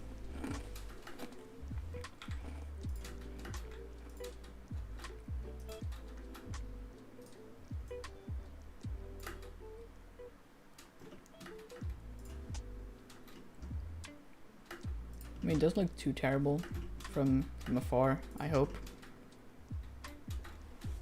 Maybe it does.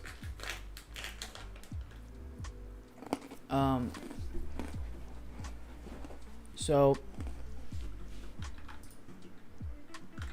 right now we want to get some hair on this, so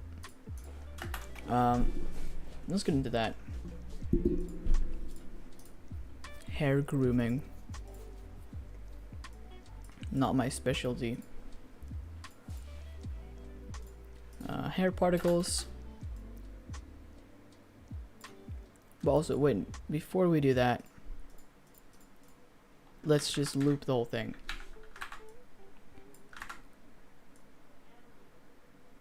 Like this.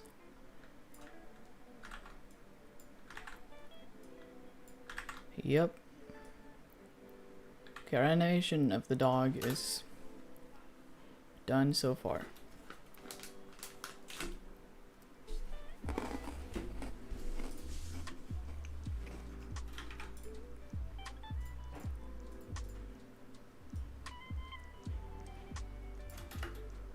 And this needs quite a bit of hair, I think.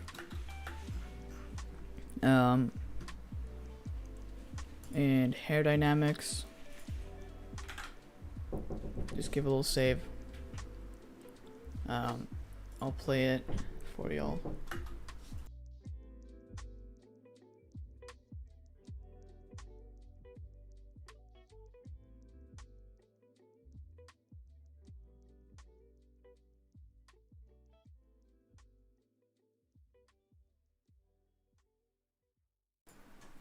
That does look... Wait, this is really slow. Okay, that's way too heavy. But it's something. And I want to add a bunch of some interpolated children. And yeah, that's a lot. Gonna set it to 10. And got some clumping, a bunch of clumping, because that's like the animal thing.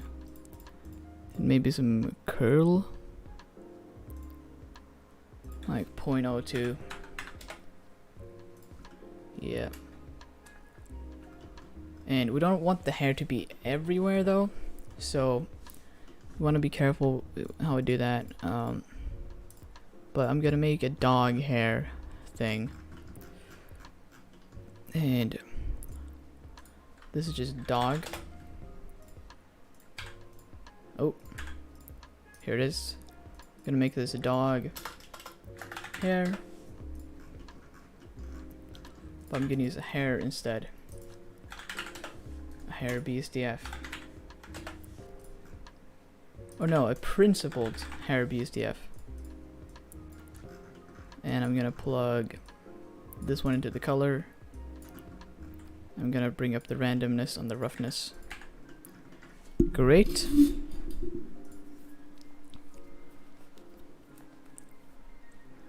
And I mean, this doesn't look too terrible so far.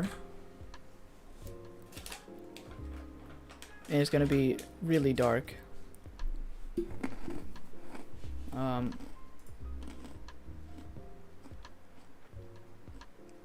Loading render kernels. Put some on advanced in here.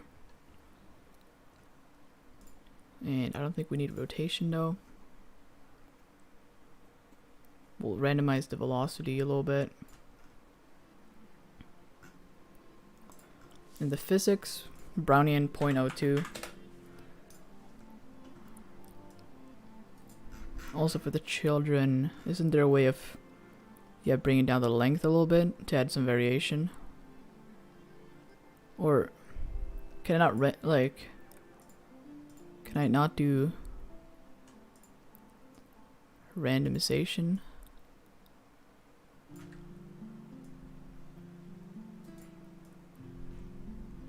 Okay, here I have some random stuff.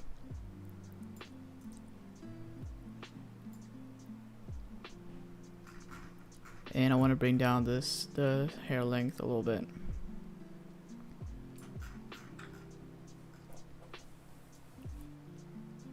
Okay. Here he is. And for the render, we want to have the material be dog hair. Ooh, and this is rendering like really bad. Plus, we want it to be thicker.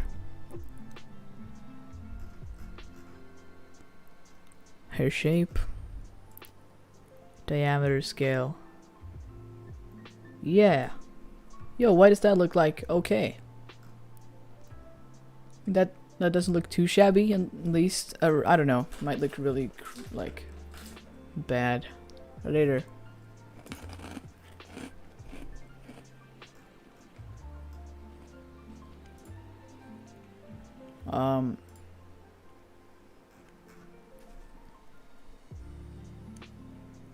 Maybe we want some more hair.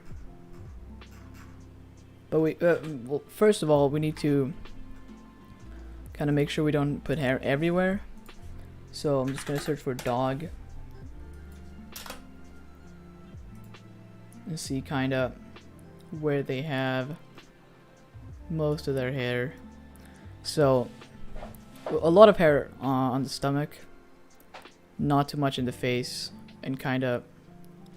Okay, I'll just put this aside here.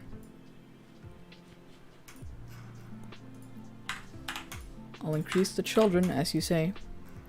Maybe the hair later. But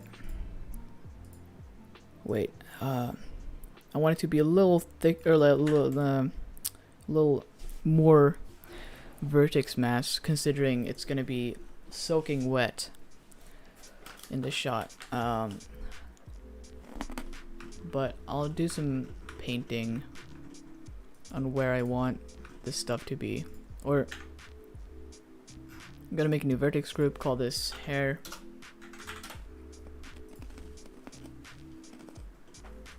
I'm gonna select like where I don't want it to be hair.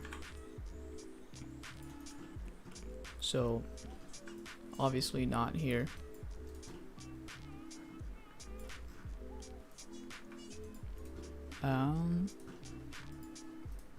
Not here. And if this is the part that's not, like, this whole part will not even be visible. So I'm not gonna include that.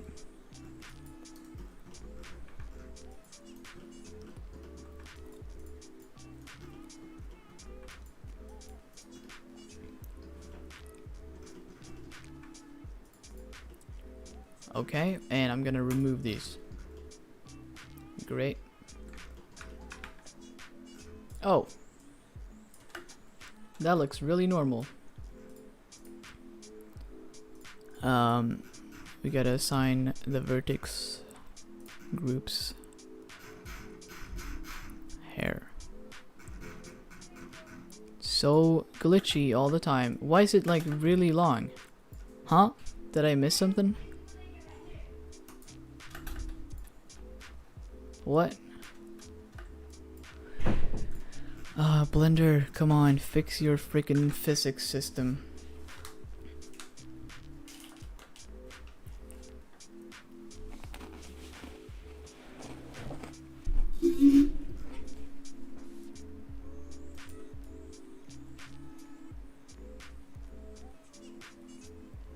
It might be because this one doesn't really affect it at all. I think it could be the Brownian. No? What if I bring the Brownian 0?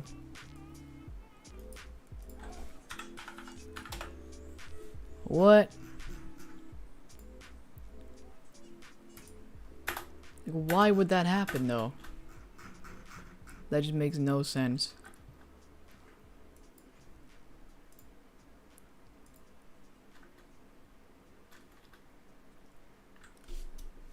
Maybe the vertex mask, that's a good idea. Maybe.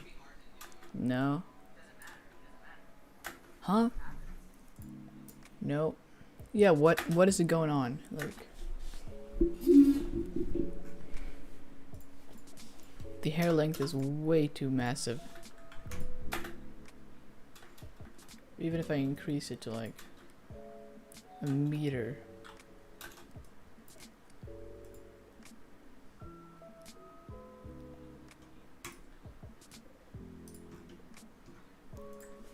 So 0.005. Could it be the children?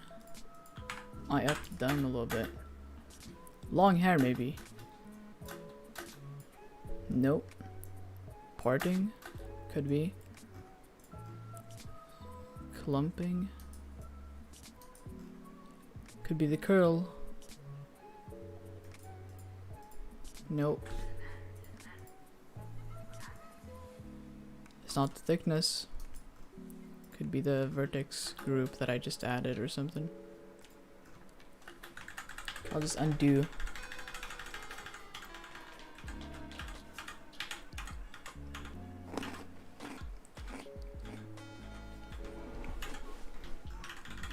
Nope, doesn't go further than that.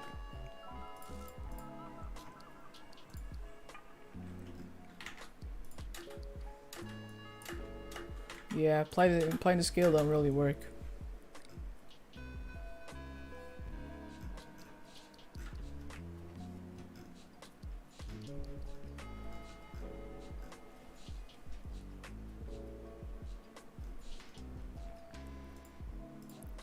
Diameter scale, nope.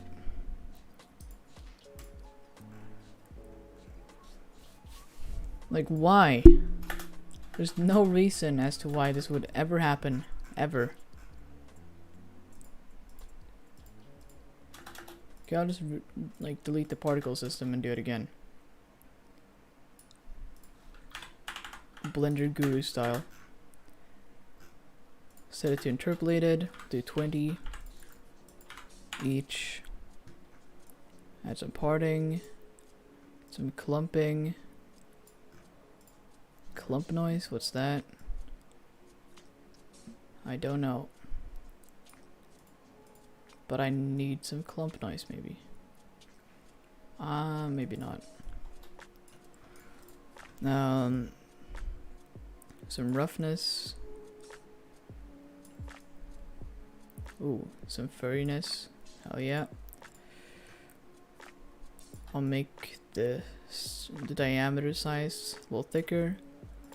So if I change the density now to hair, so this one is free, that's way better. And bring down the length of these. Add a few ones that stick out. Make it advanced. I'm gonna add some hair dynamics as well.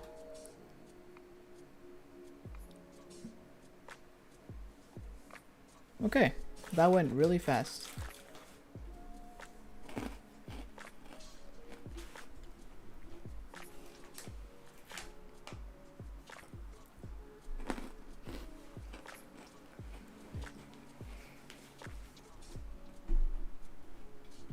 Wait guys, I'll be back. I'm just gonna get some water.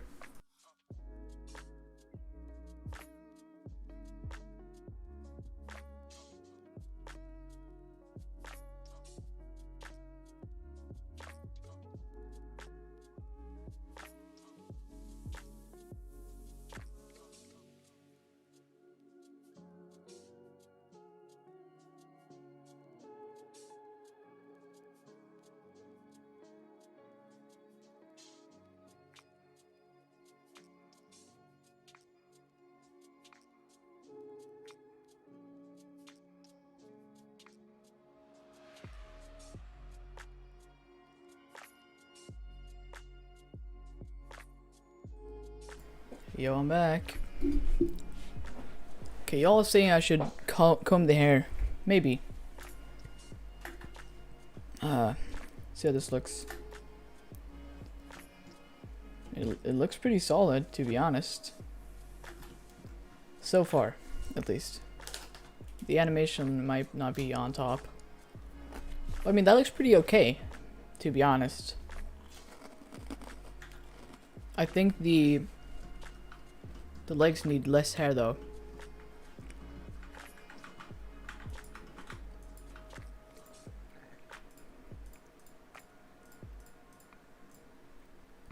gonna remove that there. That looks a little Funko. I still want maybe some hair for those parts, but just less.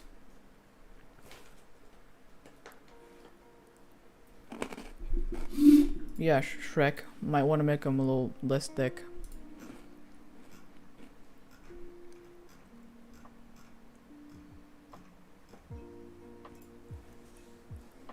Do 0.15.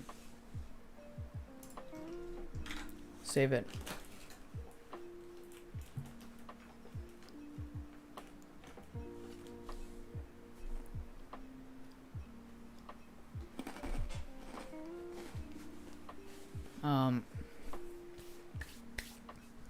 So I guess there will be another particle system.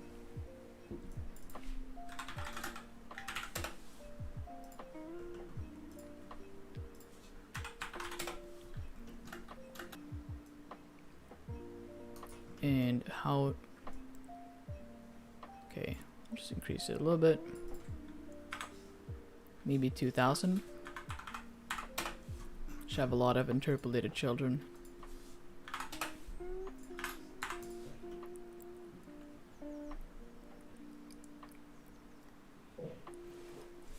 Hassan Shakil wonders, do you not use autosave? Of course I do. I always use autosave.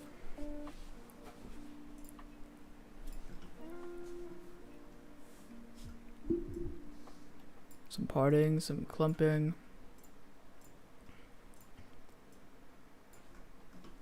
And I'm gonna set the density to be everywhere with the regular hair is not.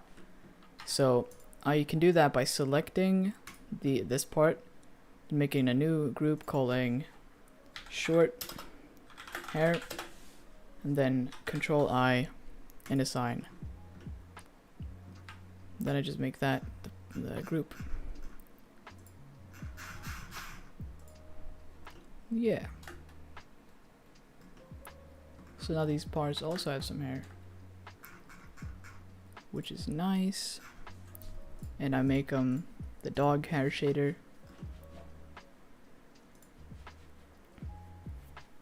Yes, I gotta make that for the other one as well.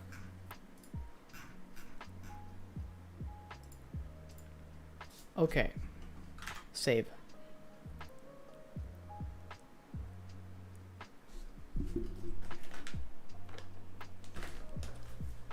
Dude, my chocolate bits are like melting. Like it's getting pretty hard to eat them. But like this crunch is pretty nice. This looks pretty cool, to be honest. I'm digging it. It's gotta be impossible to render though.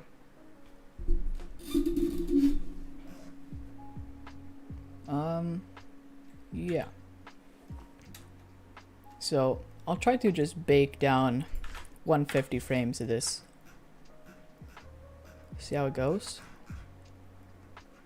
Can I not bake? There's a cache somewhere here.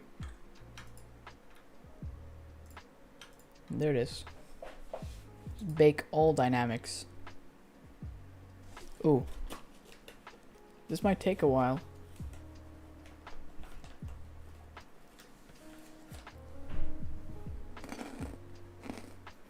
Wait, what? Did I hit it? I delete all bakes. Put it to 0. Set to be 150. And 150.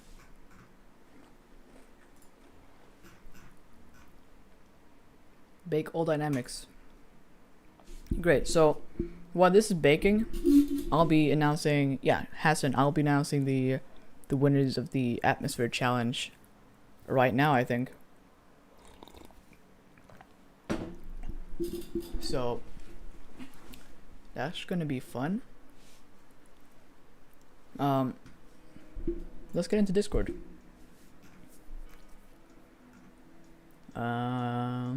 Submission. So let's just dig into this. These are the submissions, yeah. Great. Dude, how many are there? Holy moly. I can't tell. Okay. This is the photorealism still. First underwater scene. Okay, so let's Enslaved Mayor, are we doing the real-time challenge? No, not this time. Not this time, but let's get into the winners here. So Rico has some underwater scene. It looks a little funky, to be honest, but he's captured the volumetrics. I mean, I feel like it would be spreading a little more onto the shark if a flashlight would be hitting it, like absorbing and kind of scattering around. Oh wow, dude, this is pretty interesting. Herbert the Pervert.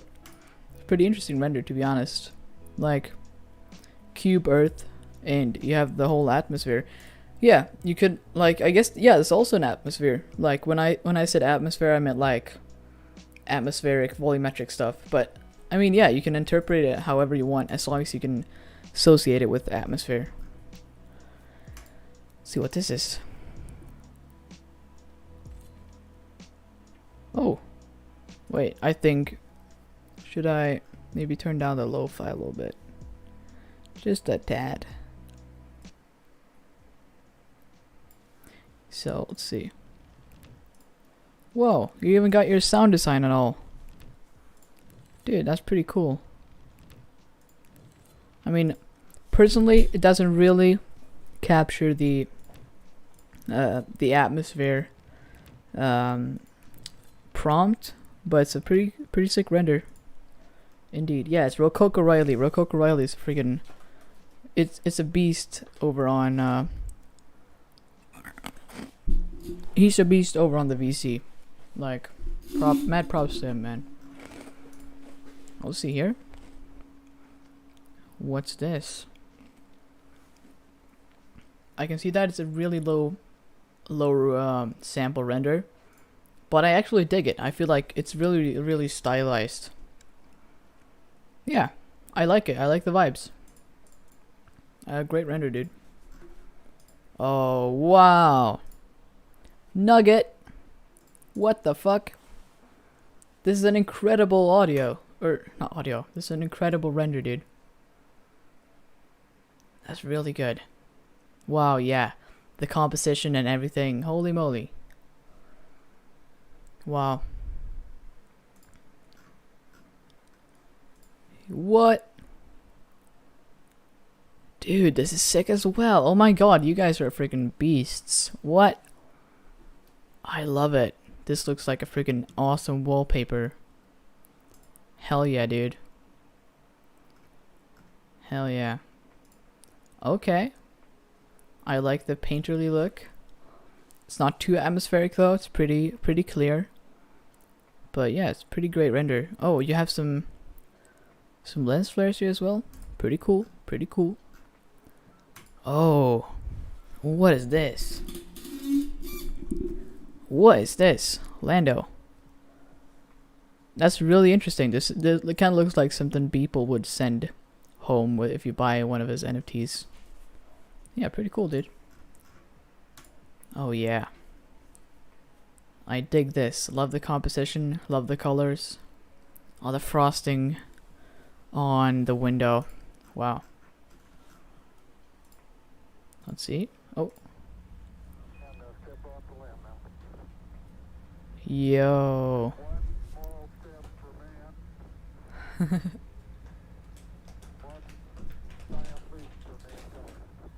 That's pretty incredible.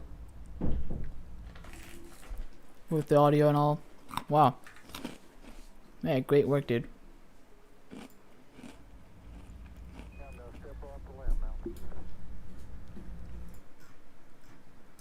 What do we have here? Yo! That's a really interesting render. Really interesting concept as well. Oh, the clouds are in there. And he's swimming on the on the atmosphere. Whoa, dude, this is really good. Yeah, you really nailed the concept there, man. That's a good render. Oh, what do we have here? Pretty cool, man. Feel like it still misses the atmosphere vibes, even though it's a little bit of volume there. It's pretty clear. But yeah, it's a pretty cool render though.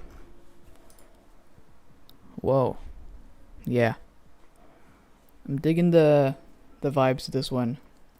Like a really peaceful, great composition, pretty good colors as well. Yeah, good render, man. Oh, this is my video. Interesting.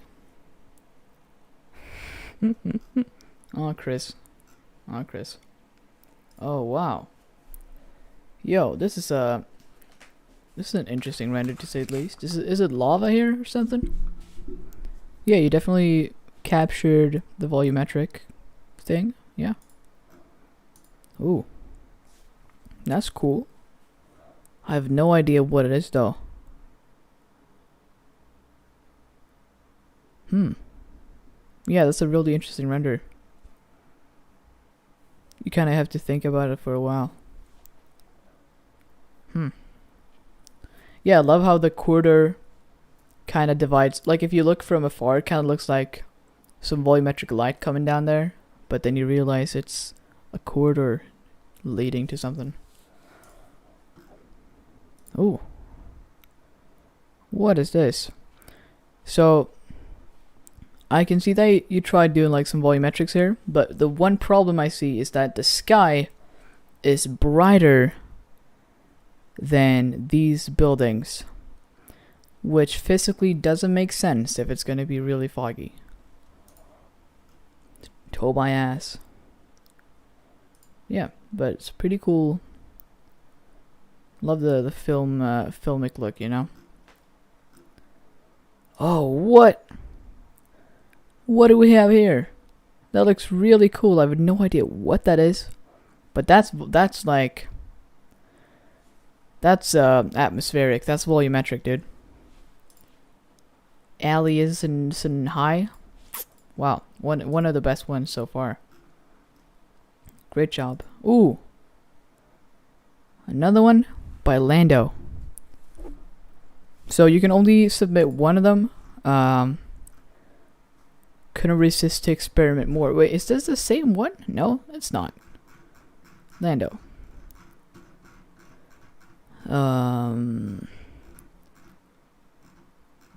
Okay, yeah, Lando. This is the other.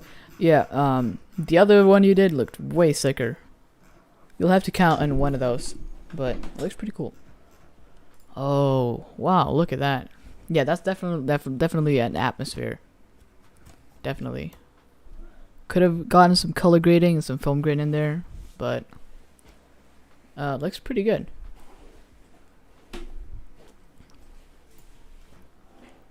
My submission for atmosphere. Whoa. That's really interesting, my dude. This is supposed to be... Oh yeah. Yeah, I dig the vibes. First of all, I thought it was the textures that were missing, but it might not be the case, but it looks really cool. Interesting. Yeah, you definitely did capture the atmosphere in here. Yes, it's abstract as well, which is always nice. Oh, look at this one. Yeah, this is atmosphere. This is some atmosphere right here. But wow, guys, like you guys have some real freaking talent. Holy moly. Yeah, I love the composition. The third, like the rule of thirds. You have the little bird there and the moon up there. Great work. Ooh, atmosphere in a jar. Let's see it. What? What? Oh wow, dude. Yeah, that's really good. Holy moly, triple. Or dash pi, sorry. Yeah, I love the concept. Yeah, great work, dude. Let's see, Ace Digital or Wall-E. What have you got in store? Okay, I love the camera movement. I love the camera move. Oh my god. Okay. Yeah, I just want to say that I love the camera movement on this one and on this one. Looks freaking phenomenal. But where's the volumetrics, my dude? Where's the atmosphere? I mean, it's a freaking phenomenal render. But I'm not sure if it captures the... Yeah, this shot looks pretty incredible, though. Yeah, but I'm not sure if it captures the atmosphere concept. But either way, dude, that's a solid piece of render. Let's see, British atmosphere. Whoa. Yeah. Dude. That's really good. Yeah, I love the music, dude. That was a great touch. So there's necessarily no volumetrics, but that doesn't mean it's not atmosphere. Atmosphere can still be a vibe of something, and I feel like this captures the vibes of like some old TV show or something. But yeah, great render. Ooh, what do we have here? Oh wow, Dominion Pro. That's a great render. Looks photorealistic as hell. Has a lot of volumetrics, but not as the main focus. I mean, it has a little bit of volume, or I always mess up volume, but like atmosphere. It has a little bit of atmosphere, which is always nice. Yeah, it's a great render. Love the texturing, by the way. Yeah, on those little toys. That's Substance or Blender. That looks hella good. What do we have here? Cyborg. Wow. What is this? It looks abstract as hell and I dig it. Yeah. Look at that. Yeah, it captures the atmosphere, which is always great, dude. It's a little weird with these planes though. What is that? I still think it has atmosphere, but I think if you just maybe, I don't know if that's like image planes trying to make them volume or something, but yeah, it looks a little funky, but yes, still pretty great. Evidence. Yo, Pzez. That's a great render. That's atmosphere, dude. You have the atmosphere. That's atmosphere right there. Great composition, great colors, great volumetrics. That's a really good one.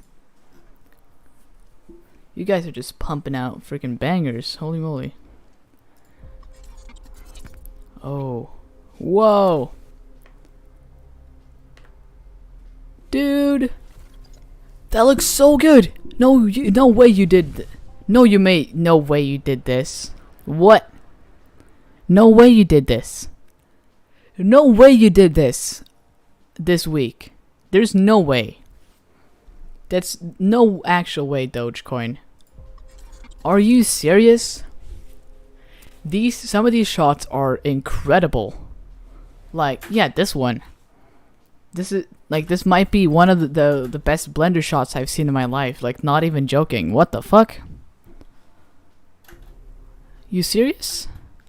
This one looks incredible as well. What?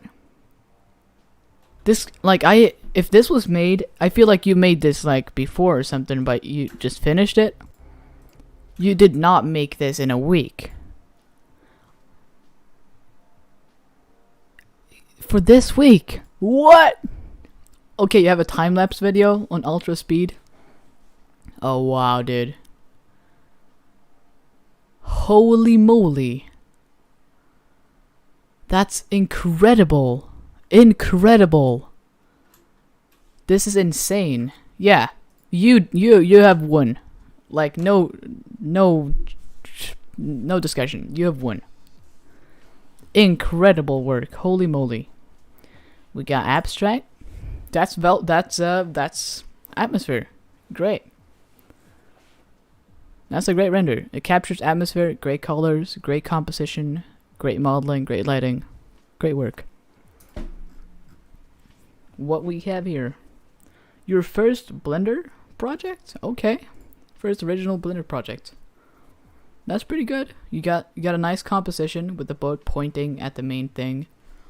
But I don't think you captured the atmosphere aesthetic though. I mean, it's a pretty good render, but I'm missing the atmosphere. But I mean, that's pretty good still though for the first original project. Like, I'm not saying it's a bad render. I'm just saying it's not ideal for an atmosphere. Prompt. We have Sorgon. Wow. That's pretty good. That's atmosphere. I love the dust. Wow. Yeah, great work. Great work. Oh. Dan, look at that. I love the composition. I love the composition. It's atmosphere as hell, dude. Great work. What more can I say? Oh. What do we have here? I dig that, actually. I'm digging it. It has the atmosphere, it has the volumetrics, it has the vibes, great colors. I think you could probably work on the composition because there's not really any focal element at the moment. But yeah, solid render. You did a clay render with the grease pencil. Or you can't do the clay render with the okay. Yeah. Pretty pretty good, man. Definitely a winner. Better Daniel. What do we have here? Cyanogen moded. Yeah. That's a pretty good. Yeah, I love the composition. And it's atmosphere as hell, dude. Yeah. I think you could probably just work on making the subject not fade into the background. So maybe adding like a mist layer or something. I'll open it up here. Yeah, because it kind of blends into the background a lot. But other than that, pretty great work. Ooh. What do we have here? Yeah, this is atmosphere as hell. It's a really like mystic atmosphere. Indeed. Yo! What do we have here? Some Minecraft shit? Holy moly. Yeah. Like that's atmosphere. That's vibes, you know, Minecraft atmosphere vibes. Whoa. Lighthouse. Atmosphere as hell. Love the rain. You got some volumetrics in there as well. Great camera angle. Atmosphere. Oh. Okay. Okay. Yeah, I'd say this is atmosphere as well. You got a great composition. Really good colors. Yeah. Is this the same dude? Okay, I can only have one render. Oh. Hassan. That's a really atmospheric render indeed. Oh, like some bookshelf. Yeah. That's really good. Ooh. What do we have here? That looks pretty good, man.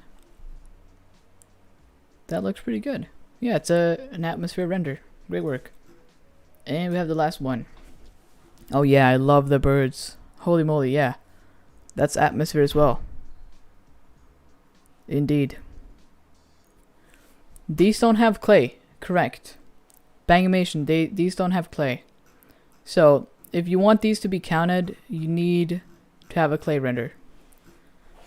So, I'll be going down and going from the top. So, if there's no clay render for this, they will not be counted. But let's go up and I'll pick my top 10 or like the top people. It doesn't have to be 10 exactly. I'll pick the top winners in my opinion and you guys get to vote on it. So let's see. I'll bring up some straw poll. Create poll. This one is for a creator challenge number 6. So let's see the best ones. Yeah, I think Nugget, you did a great render. Really good. Like, oh yeah, Jaden as well. I dig it.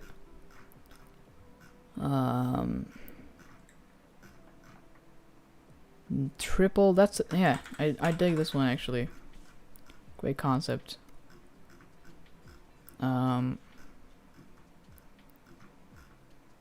yeah, this one was good. Alien Sun High.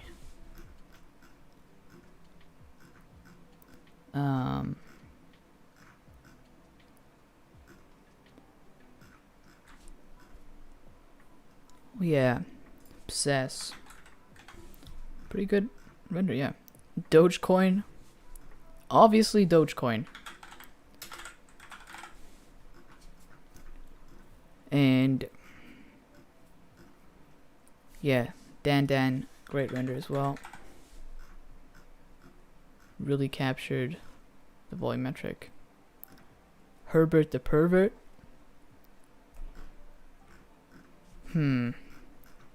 And did these, yeah, Hassan posted clear render, great. I think I really dig this one actually. It's a volumetric render. But Herbert, you get counted. And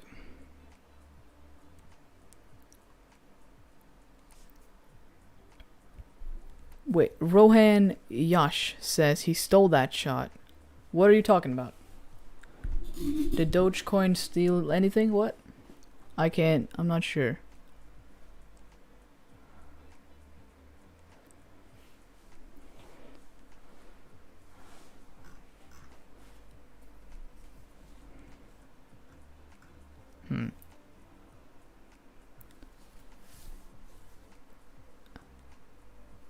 Okay, Rohan says that he's sharing the information. And try, Sam, you need clay renders for those. But I think these are probably my top favorite ones.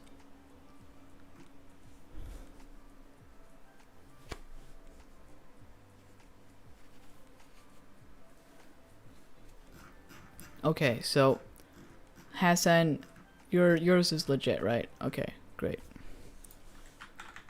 I really dig that one as well.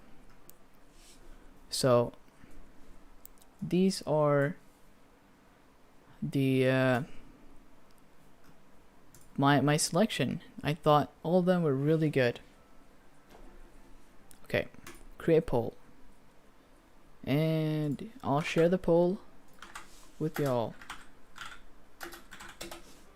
And we are 107 viewers, so feel free to just vote as much as you want. And auto refresh the results. Let's see. I'll bring it up here. And you can go to the Discord and scroll through if you want to see which ones you prefer. And you guys will get... Can I not like go into the settings or something? Set deadline.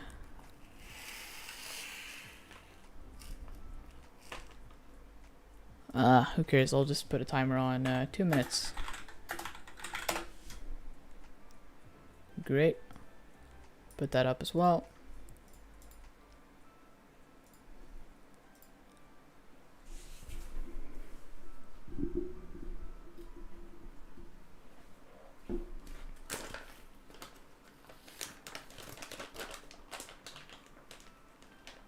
But yeah, we have Dogecoin in the really heavy lead.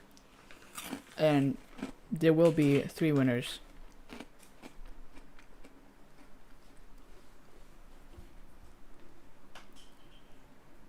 Now, we are 91 viewers and we have only 27 people who has voted. So, go in and freaking vote, guys. But right now, it's looking like Dogecoin and Triple are winning, and we have all these guys. Okay, Dogecoin, Triple, and Dan are the leaders at the moment, and there's 1 minute left. And if it's a tie, they will be voted on separately.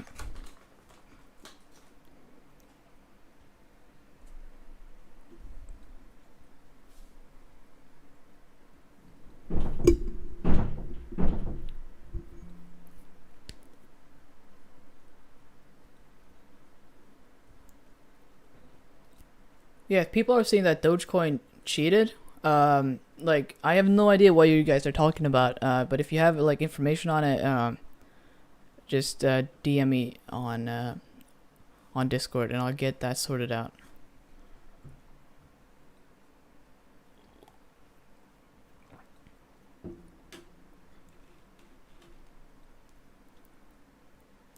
Yo, this is Dogecoin speaking. I can show it to you all how I did in 3 days. It's super basic. We can hang out in Discord. Okay, great. Yeah, I believe you, Doge. I've seen you in Discord in the VC before, and you're a good dude. Oh, the timer has stopped. So these are the winners: Dogecoin, Nugget, and Triple. Congratulations, guys. You have won the creator challenge of this week. So, congratulations, man. And you guys will also be receiving your prizes. And if you don't know, this time you get the playlist of all my tutorials on Patreon, which is, yeah, they will get updated every time I post a Patreon tutorial. So, yeah, congratulations. And it's time to come up with next week's prompt. So just get freaking typing, guys. Creator challenge 7, and I'll put the best suggestions in here, and we'll have a little vote.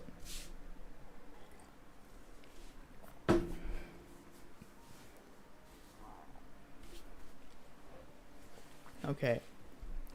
We have heights, robotics, ancient, dystopian, sound effect with voice. That's a good one. Car animation. I do like car animation. Ooh, I like sad, disfying loop. I like that. And we'll do sound effects. No, sound effects, actually no. That's not really VFX related too much. Car animation, I do like that.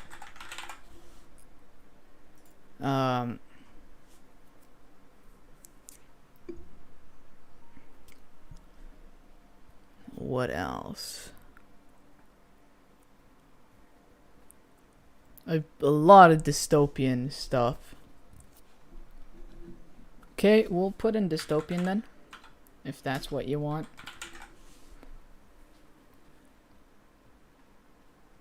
Okay, a lot of dystopian. And simulation as well. I think those are the 4 ones right now. So I'll create a poll, and feel free to vote.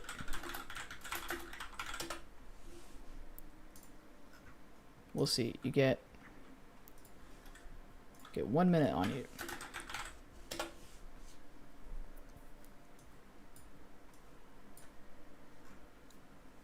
Okay, dystopian is in the heavy lead, or not in the heavy lead, but he's in the lead. Simulation with 0 votes. Satisfying loops. Chilling right by.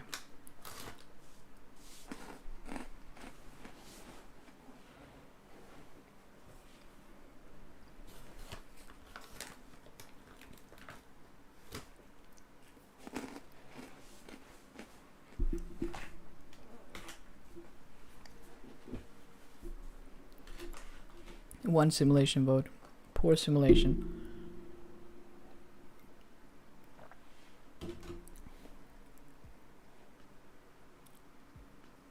Looks like it's gonna be dystopian, I think. And yes. No! A complete tie between this dystopian and satisfying loop. Okay, right on the freaking second. We will do another poll then. between those two. Loop or dystopian. Great poll. Like, what are the odds? Let's see who is the real winner.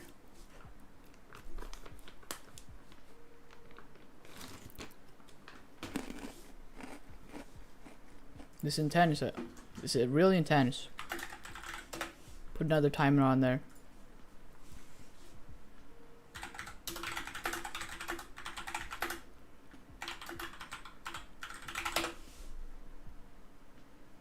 We need some intense music for this. Which one will it be? Looks like Loop is the heavy lead man. So intense.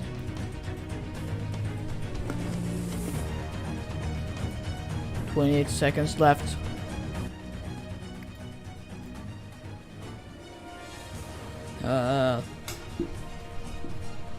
Looks like Loop is the winner. Or not yet though, but he's in the heavy lead. Gotta take a sip of my water.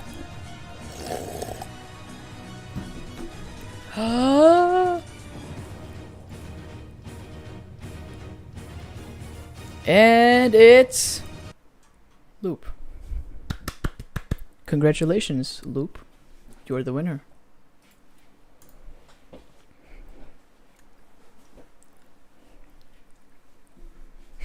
Okay, so yeah, I think we should put a, you have to create a loop and it has to be freaking satisfying. A real satisfying loop. And if you really want that dystopian shit, do a satisfying dystopian loop. Like Chris suggested. Okay. Don't be freaking babies that you didn't win. The dystopian thing. So, yes, those are the challenges, or the challenge for next week's stream. I will be announcing the winners right there. So, yeah, you can do a loop. You can do whatever, guys. You have your no boundaries except that it has to loop. So that's a pretty big boundary, really. But yeah, you can do both if you want to. So those are the challenges. Oh, what happened there? Did it just glitch out? What? Like, I hate Blender physics. It's so annoying. Can it just work for once, maybe? Would highly appreciate it. Wait, do I need to rebake this? What? Are you kidding me?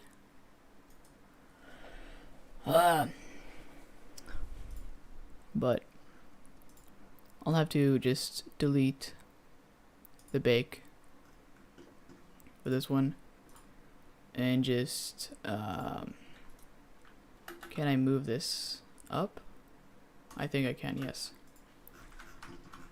So I pulled it up here, scale it down a little bit, and I'm just gonna place it kind of where we want it to be in the scene. Now, where exactly should this be though? That's the real question. So on frame 0 or frame 80, it should be, wait, it's only walking, it's not walking forward, which might not be ideal, but who cares? Good frame 80. Like, why is it exploding? Okay, wait, never mind. I know why. It's because I haven't baked it. Never mind. Just remove it for now. Wait, why is it so thick then? Like, what? What? This is so annoying. Oh my god. Like, why? Come on, Blender.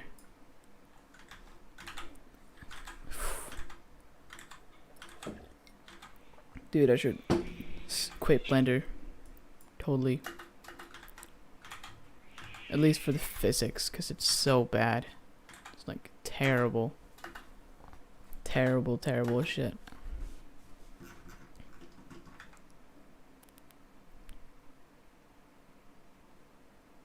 Like, what?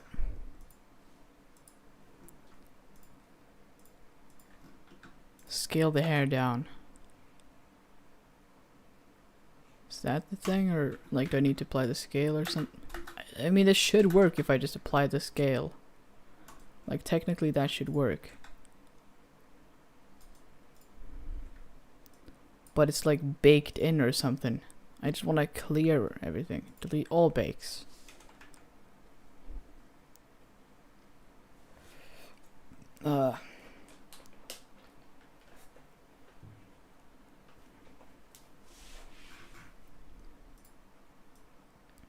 Okay, the hair length.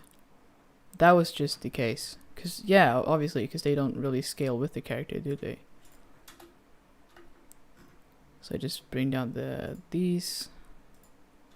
Remove it for now, at least. And yeah, so if I scale it down a bunch, the hair is still gonna stay the same size. And if I scale it up, it's gonna be like really small. Okay. That makes a little more sense. And then I just place it on the right part of the screen, which will be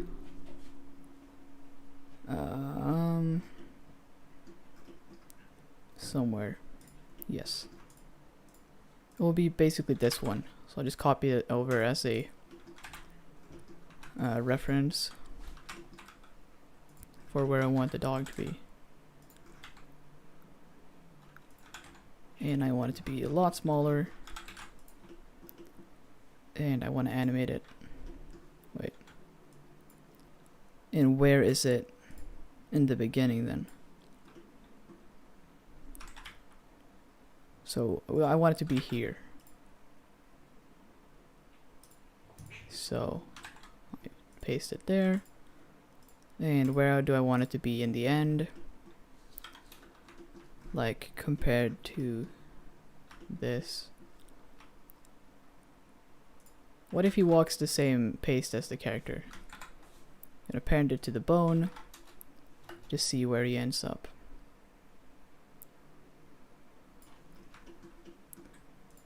Okay, right here. Or maybe clear the parent. Keep transform, yes. So he shall walk from here to there. But is he walking?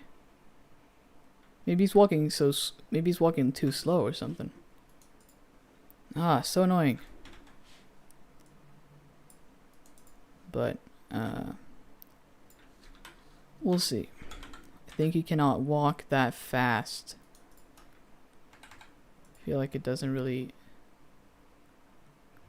Yeah, that's a lot of sliding. So just remove that.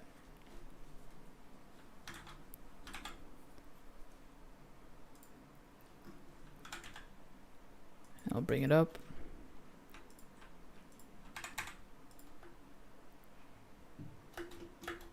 And now it's sliding in the wrong direction. So it should be a little further. Is that too much?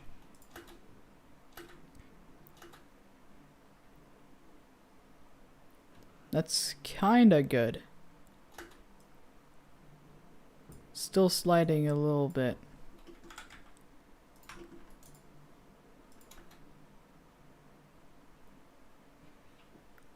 Yeah, that's pretty good actually.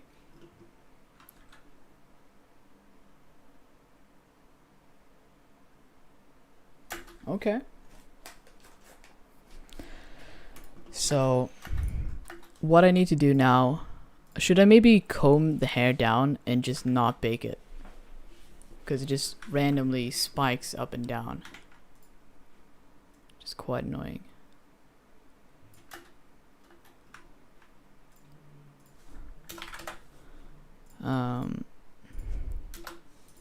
We'll see how it looks if I comb it down. Oh, maybe I should put it there. Kind of nudge it down. Oh, and this one as well. Kind of just make it look like he's wet and just soaking.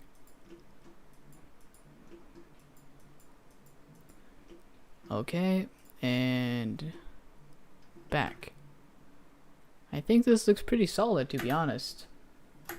We might not want to hair simulate it. We'll see. I'll render out one frame with it and see how it looks. But yeah, we've been going for 2 hours, and I definitely don't want to sit here for like too long, like I did like 2 weeks ago. But or have I been sitting? Yeah, or is it? No, 3 hours I think. I'm not sure. Oh, we have to load the render kernels, but I feel like might be time to wrap up anytime soon. Oh, I gotta bring it back to lo-fi. Yeah.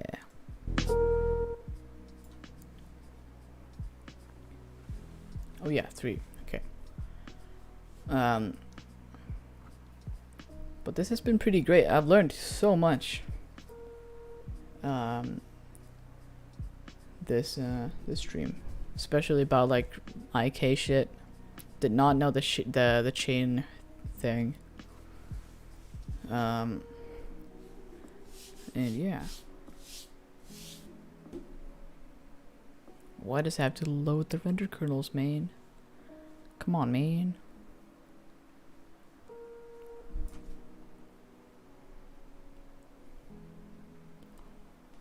How many samples? It's 200 samples at the moment, which I'm rendering the whole thing at. I mean, this looks pretty good. Like, pretty good, in my opinion.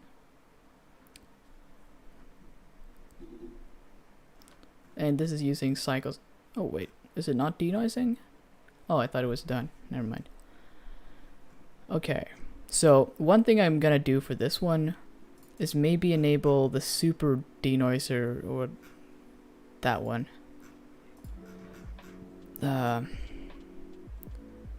Compositing. Or where is the super image denoise? I don't think I have it enabled actually. So I want a lot of detail in the fur. Let's see if I can. It's so weird to navigate in here. But if I want to get more detail in that fur, I want to bring back some of the noise. So I'm gonna mix the image. Or wait, no. I want to open image denoise this. Okay, never mind. So optics is faster, but it's a little more sloppy compared to the open image denoiser. So that's why I'm using it here instead. And I'm gonna be disabling the view layer of all these, so they're just like transparent but still catch up. Yeah, this is way more detail than before. But what you can do is if you enable denoising data, and now I have to actually render this. So a little tip for speeding it up is the dog is only walking this area. So if I hit Control B, I can just limit this area to render. And I can render an animation, or not animation, I want to render the image here.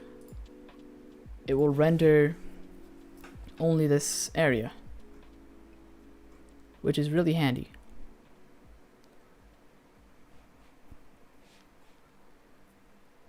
And it will not render the rest.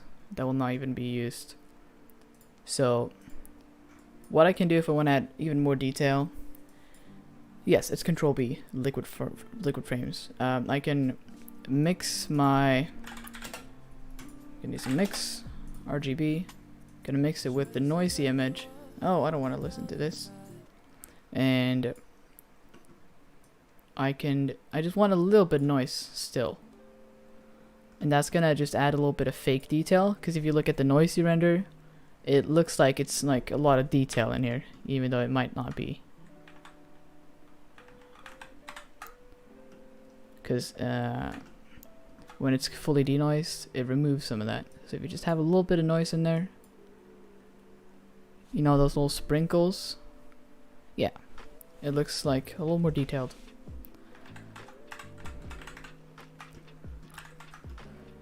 So what I'm gonna do is I'm gonna render this out, but I have to find a way to get the reflections as well. And I think there might be a way of doing that using different view layers, but I'm not too good at those. I don't remember exactly how you do that. So I'm gonna just get this sorted first. I'm gonna move this into, yeah, we have one layer for the dog. I'm gonna move this into the dog layer as well. And I have one that is called final, and it's just all of the rest of the geometry. So what I can make this a set holdout, and that will just make them transparent but still interact with light. But I want the plane to catch shadows, so I'm gonna move that over to another collection. And I want the reflections of these as well. But there's a way of doing a shadow catcher, but I'm not sure those catch reflections. Here it is. Shadow catcher. Okay. Never mind, they do catch reflections. I didn't actually know that. Or do they? I feel like that's a little too good to be true. They do catch reflections. Okay. That's really interesting. But I realized that okay, wait. What is this?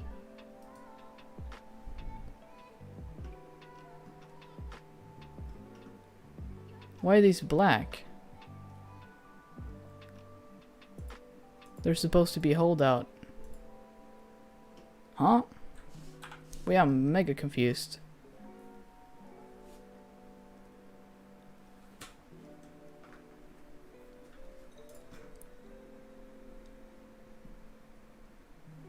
Wait, I'm not even denoising this. Am I? Am I denoising this?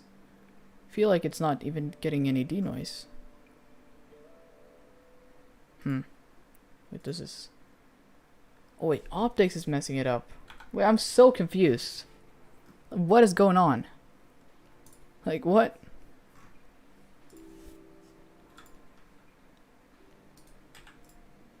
What? Now it doesn't catch any shadows anymore? Or reflections? I think this is just a CycleSex error. Because CycleSex is really buggy. You can just get like random errors all the time.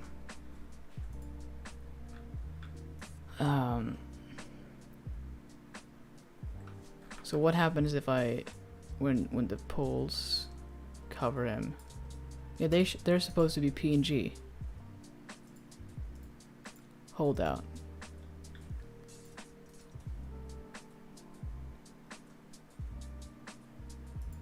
Huh? They are supposed to be holdout. Okay, I'm just gonna render this in not cycles X.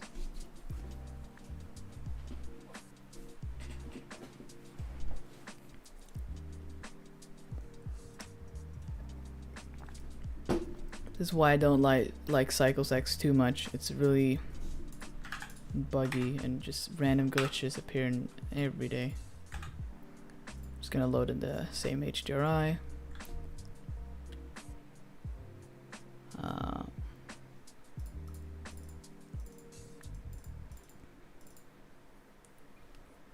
Rotate it as well, minus 90 degrees. Set it to be transparent.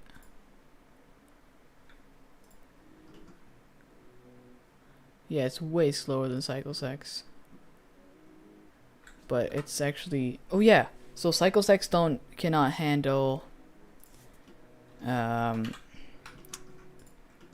shadow catchers. I remember someone talking about that. That explains why. Okay. That makes more sense now. I'm gonna make these hold out. Gonna make this the plane.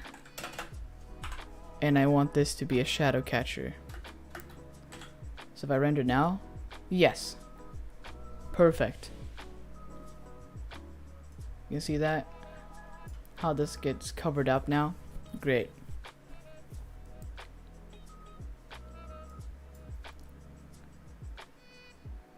So I can just put this in the scene later.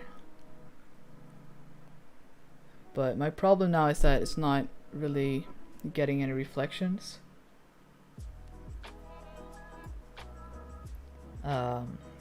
Which is not too good.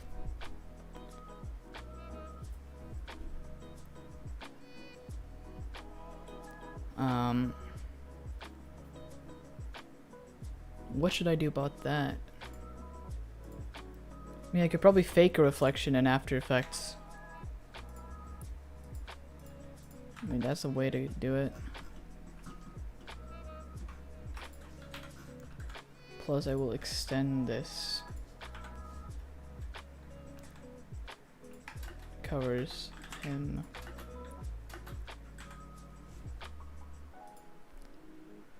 But yeah, I'm really happy that we were able to fully animate him, rig him, and hairify him.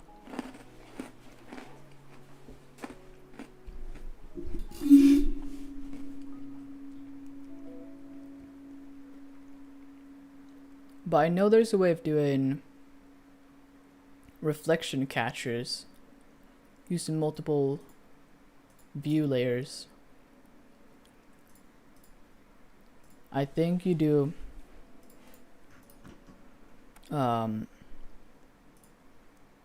wait, I don't want this to be a shadow catcher, do I? Oh, yes I want. So if I make another view layer, I think view layers are just so confusing. And then I make this hold out still, and I make the dog hold out as well.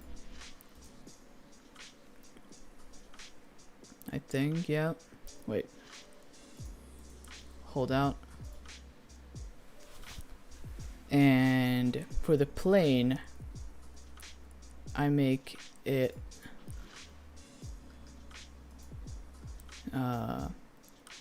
not shadow catcher. So now we'll like catch all the reflections. Plus I don't want this. Just gonna extrude this part.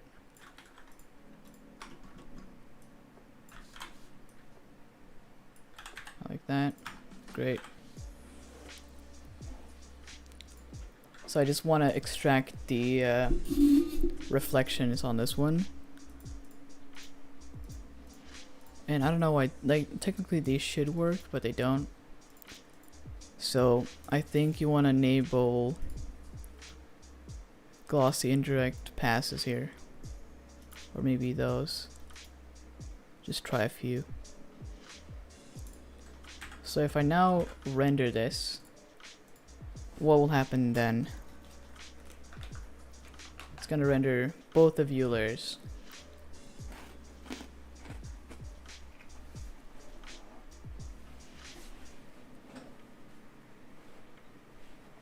Yes, great.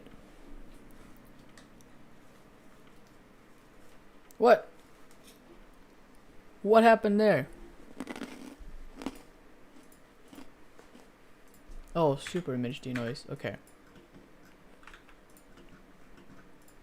So here we have the other view layer.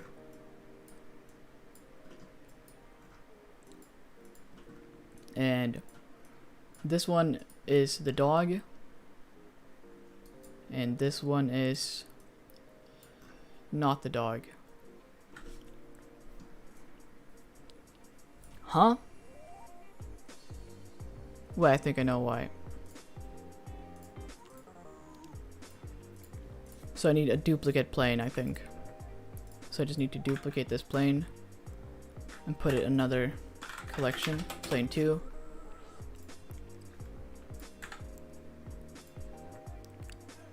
And this is the first view layer, so I don't want to see the plane in this one, I only want to see the dog.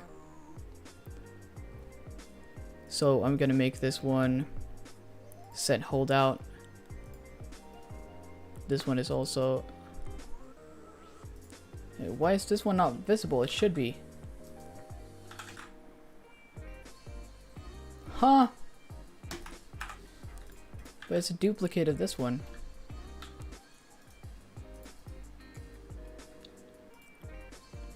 No. Dude.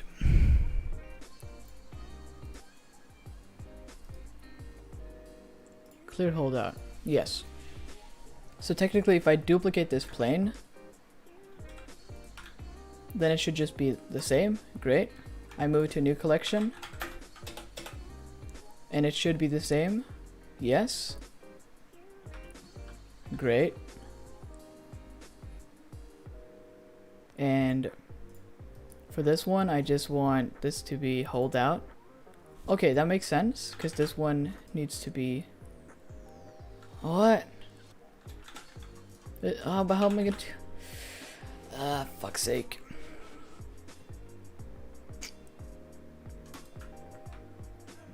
Should this one also be holdout then? Gonna make this holdout. Yeah. Okay, it's only the dog. Great. Now in the new layer, the other view layer,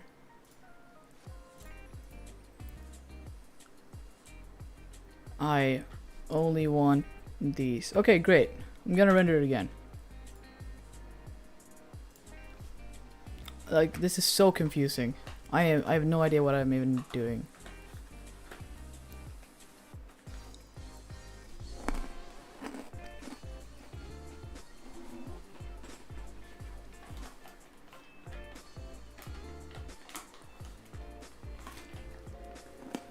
Why is it black, bro? What happened? Okay, I know why, I think. I hope.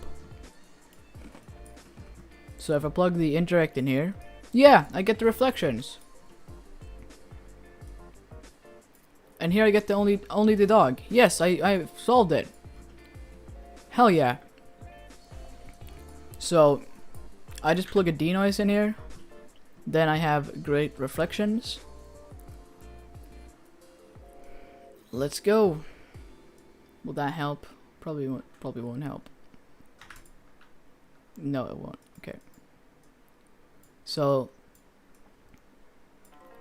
I have this. Will I have to plug the alpha into the alpha maybe? Who cares? I could just use the screen blend mode. And then it's like an output, file output. Yes, yes. This one is so cool because it will enable you to output your individual passes instead of using like an EXR. So I have to render twice. And you could, I'm just gonna save this in here. Animation. Dog. And this will be the dog reflection.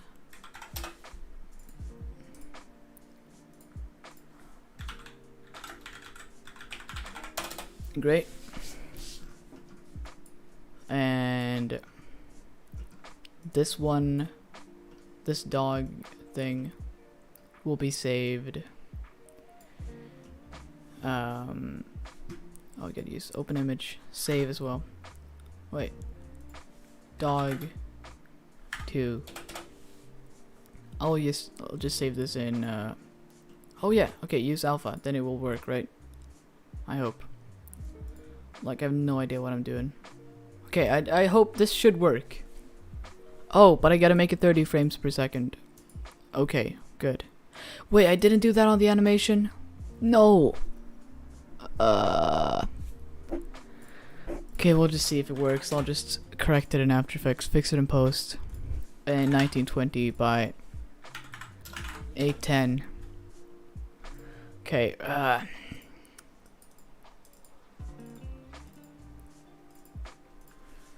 dog only.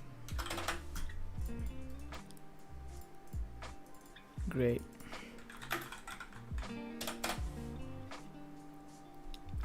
This should work.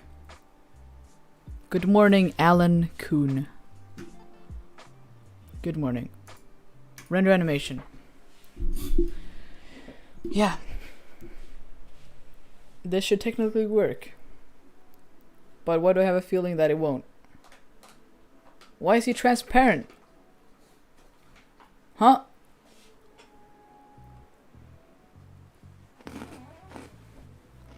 What? Oh yeah. You're right. Connect to composite. You're damn right.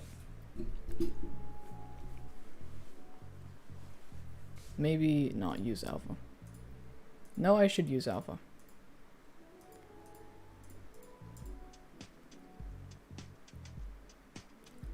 Who cares? I'm just gonna hit render. See how it goes. I think that's all for this week's stream. I've learned quite a bit, a lot of ups and downs, and we have announced the winners of the atmospheric challenge, and we got some pretty awesome renders. What am I eating? I'm eating Maltesish. It's a Swedish candy snack.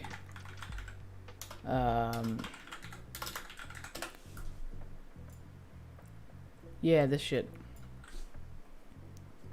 Pretty darn yummy. Yeah, like this shit.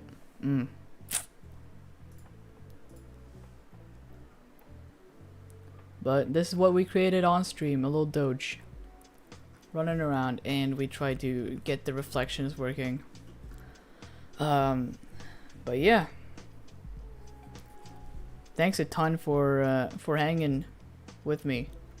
I'm just gonna turn off the lo-fi. Kylan Shedder asks, will we be able to see this new render, or are you leaving it before it's done?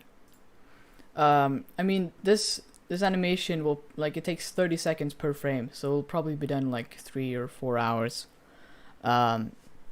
So yeah, I will be posting more stuff. Like, I will be chilling in the Discord voice chat after this, if you want to hang. And I'll be working on my shot over there.